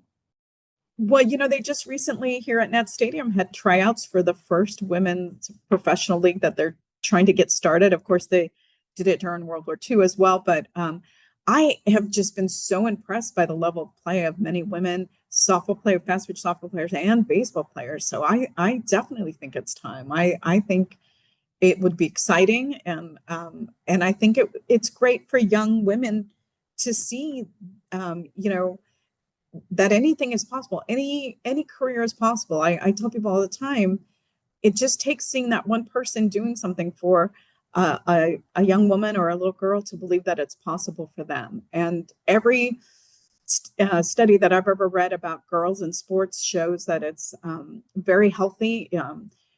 girls who participate in sports and become women that play sports are more likely to leave abusive relationships. They're less likely to have unwanted pregnancies. They're more likely to, they're less likely to suffer from depression. There are just a whole host of benefits to being physically active and playing sports. So that's where my love for baseball comes from, and I think it's a great sport for people to play. Well, we've seen the excitement around women's professional basketball in the last year or so because of one particular player, Caitlin Clark, and so I just think it is an exciting time for women's sports. Yes, yes. Congresswoman, I just want to thank you for what you do every day for this cause. It is a cause, at least for the families that have experienced this disease. It becomes part of their passion in life, and you reflect how you turn a personal story and a personal experience into advocacy, and you're doing it so well. But thank you on behalf of all of the American families that are experiencing this disease. My pleasure. It's a really, truly a labor of love. I believe in it and want to continue to be a champion for as long as I am here and able to. We'll be back in touch. All right. Take care. Thank you very much for being with us today, and I appreciate the time. Thank you so much. It was great to see you.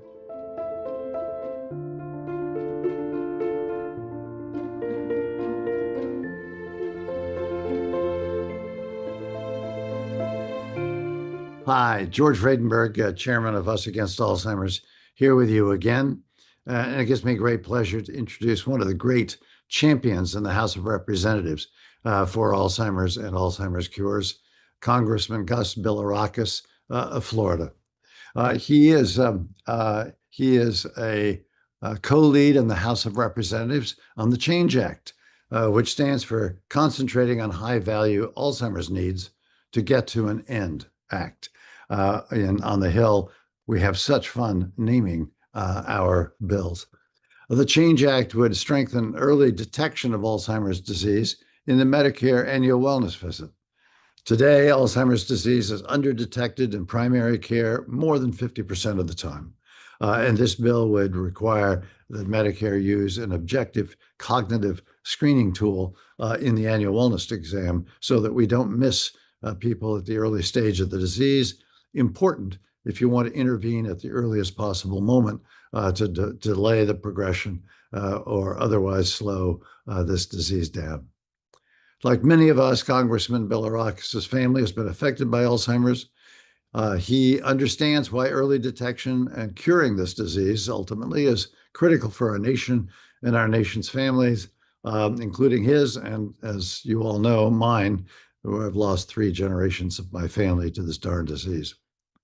He's not available to sit down with us one-on-one at the times that we were hoped for, but he is graciously, at our request, recorded some remarks to be able to deliver to you today, and I'm pleased to share those remarks with you. Thank you, Congressman Gus Bilirakis from Florida.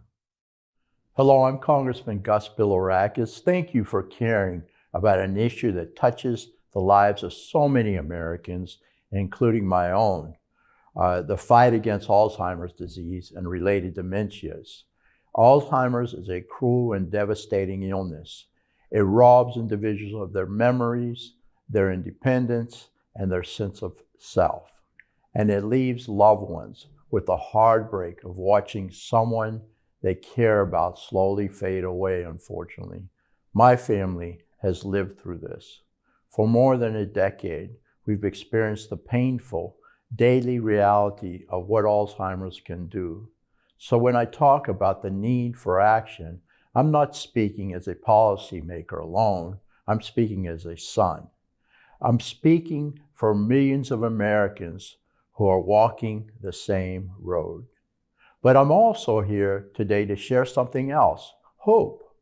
We are making real progress in the fight against Alzheimer's, thanks in large part to the federally funded biomedical research. These investments are leading to breakthroughs in how we understand, detect, and treat this disease. It's a horrible disease. And that progress is starting to pay off in ways that matter. New treatment options are emerging And for the first time, we've seen medications that can slow the progression of Alzheimer's, especially when the disease is caught early. That's a critical shift because, as we know, that early detection, diagnosis, and intervention offer the best chances at preserving a quality of life, and that's so very important. But knowing what works isn't enough. We need policies that put those tools in action. That's why I introduced the Change Act, that concentrating on high-value Alzheimer's needs to get to an end act, the Change Act. This bipartisan legislation is built on a simple but powerful idea. If we catch Alzheimer's early, we can treat it more effectively, support families more meaningfully, and reduce the long-term burden on our healthcare system, which is so very important. The Change Act would strengthen the tools available through Medicare to ensure early assessment and diagnosis, require the Centers for Medicare and Medicaid Services, CMS, to develop a uniform, reliable screening tool for cognitive impairment. And it would incentivize healthcare providers to prioritize early detection. That's the key.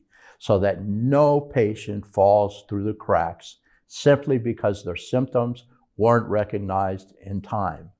With as many as 13.8 million Americans aged 65 and older expected to be diagnosed by 2060, the time for action is now. We can't afford to wait until the disease takes hold. We need to meet it at the door and stop it before it steals more time, more memories, and more lives.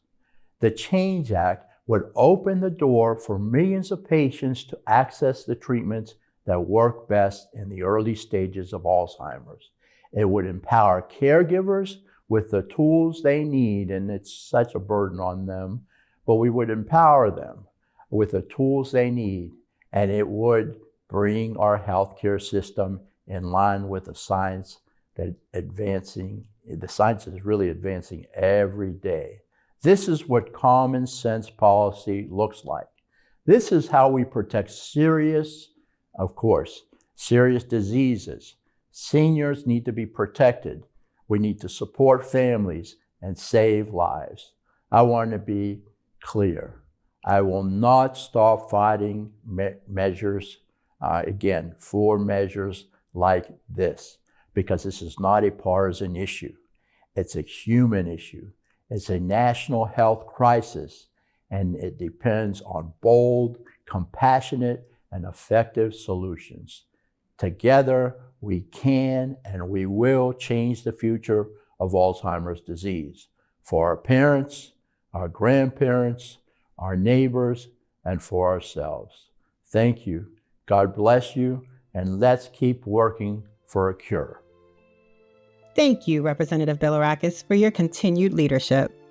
And now, here's Russ Paulson, Chief Operating Officer of Us Against Alzheimer's. A great ending to the 2025 Us Against Alzheimer's National Alzheimer's Summit. Thanks for joining us. I hope you took away some good things. What I took away is that we are not alone, those of us who have lived through this disease, and it can feel very lonely. Having been a caregiver, I know how hard it is, but you are not alone. You heard from a whole variety of folks, the famous and the not so famous, triathletes and people like me who could never dream of running a triathlon. Alzheimer's truly is an equal opportunity disease, as are the related dementias. And no matter how lonely it feels, 60% of Americans have had it in their family or with a close friend. You're definitely not alone, and you can find your people so that you don't have to go through it alone. I also heard how important it is for us to raise our voice. And this year in particular, it's really important to raise your voice in support of the research that will help us end Alzheimer's. We are making progress. We heard about digital cognitive assessments, the way that we can tell whether this is normal aging or something else, and doing it at a faster speed with more accuracy. It is really promising for us. We heard from our champions, including Congresswoman Sanchez. There are people pulling for us. We need to pull together as well. Thank you to you for watching. Thanks to our panelists. Thanks to all of our special guests. Thanks to our sponsors. And again, thanks to you for watching. If you missed anything, you can find it at usagainstalzheimers.org or alzsummit.org. And if you like what you've seen, we are us against Alzheimer's. So please consider joining us. You can do that at usagainstalzheimers.org. A lot of letters, but it's usagainstalzheimers.org. Or if you don't want to type all that in, use the QR code on your screen. Thanks for joining us, and we'll see you next year at the 2026 Us Against Alzheimer's National Alzheimer's Summit.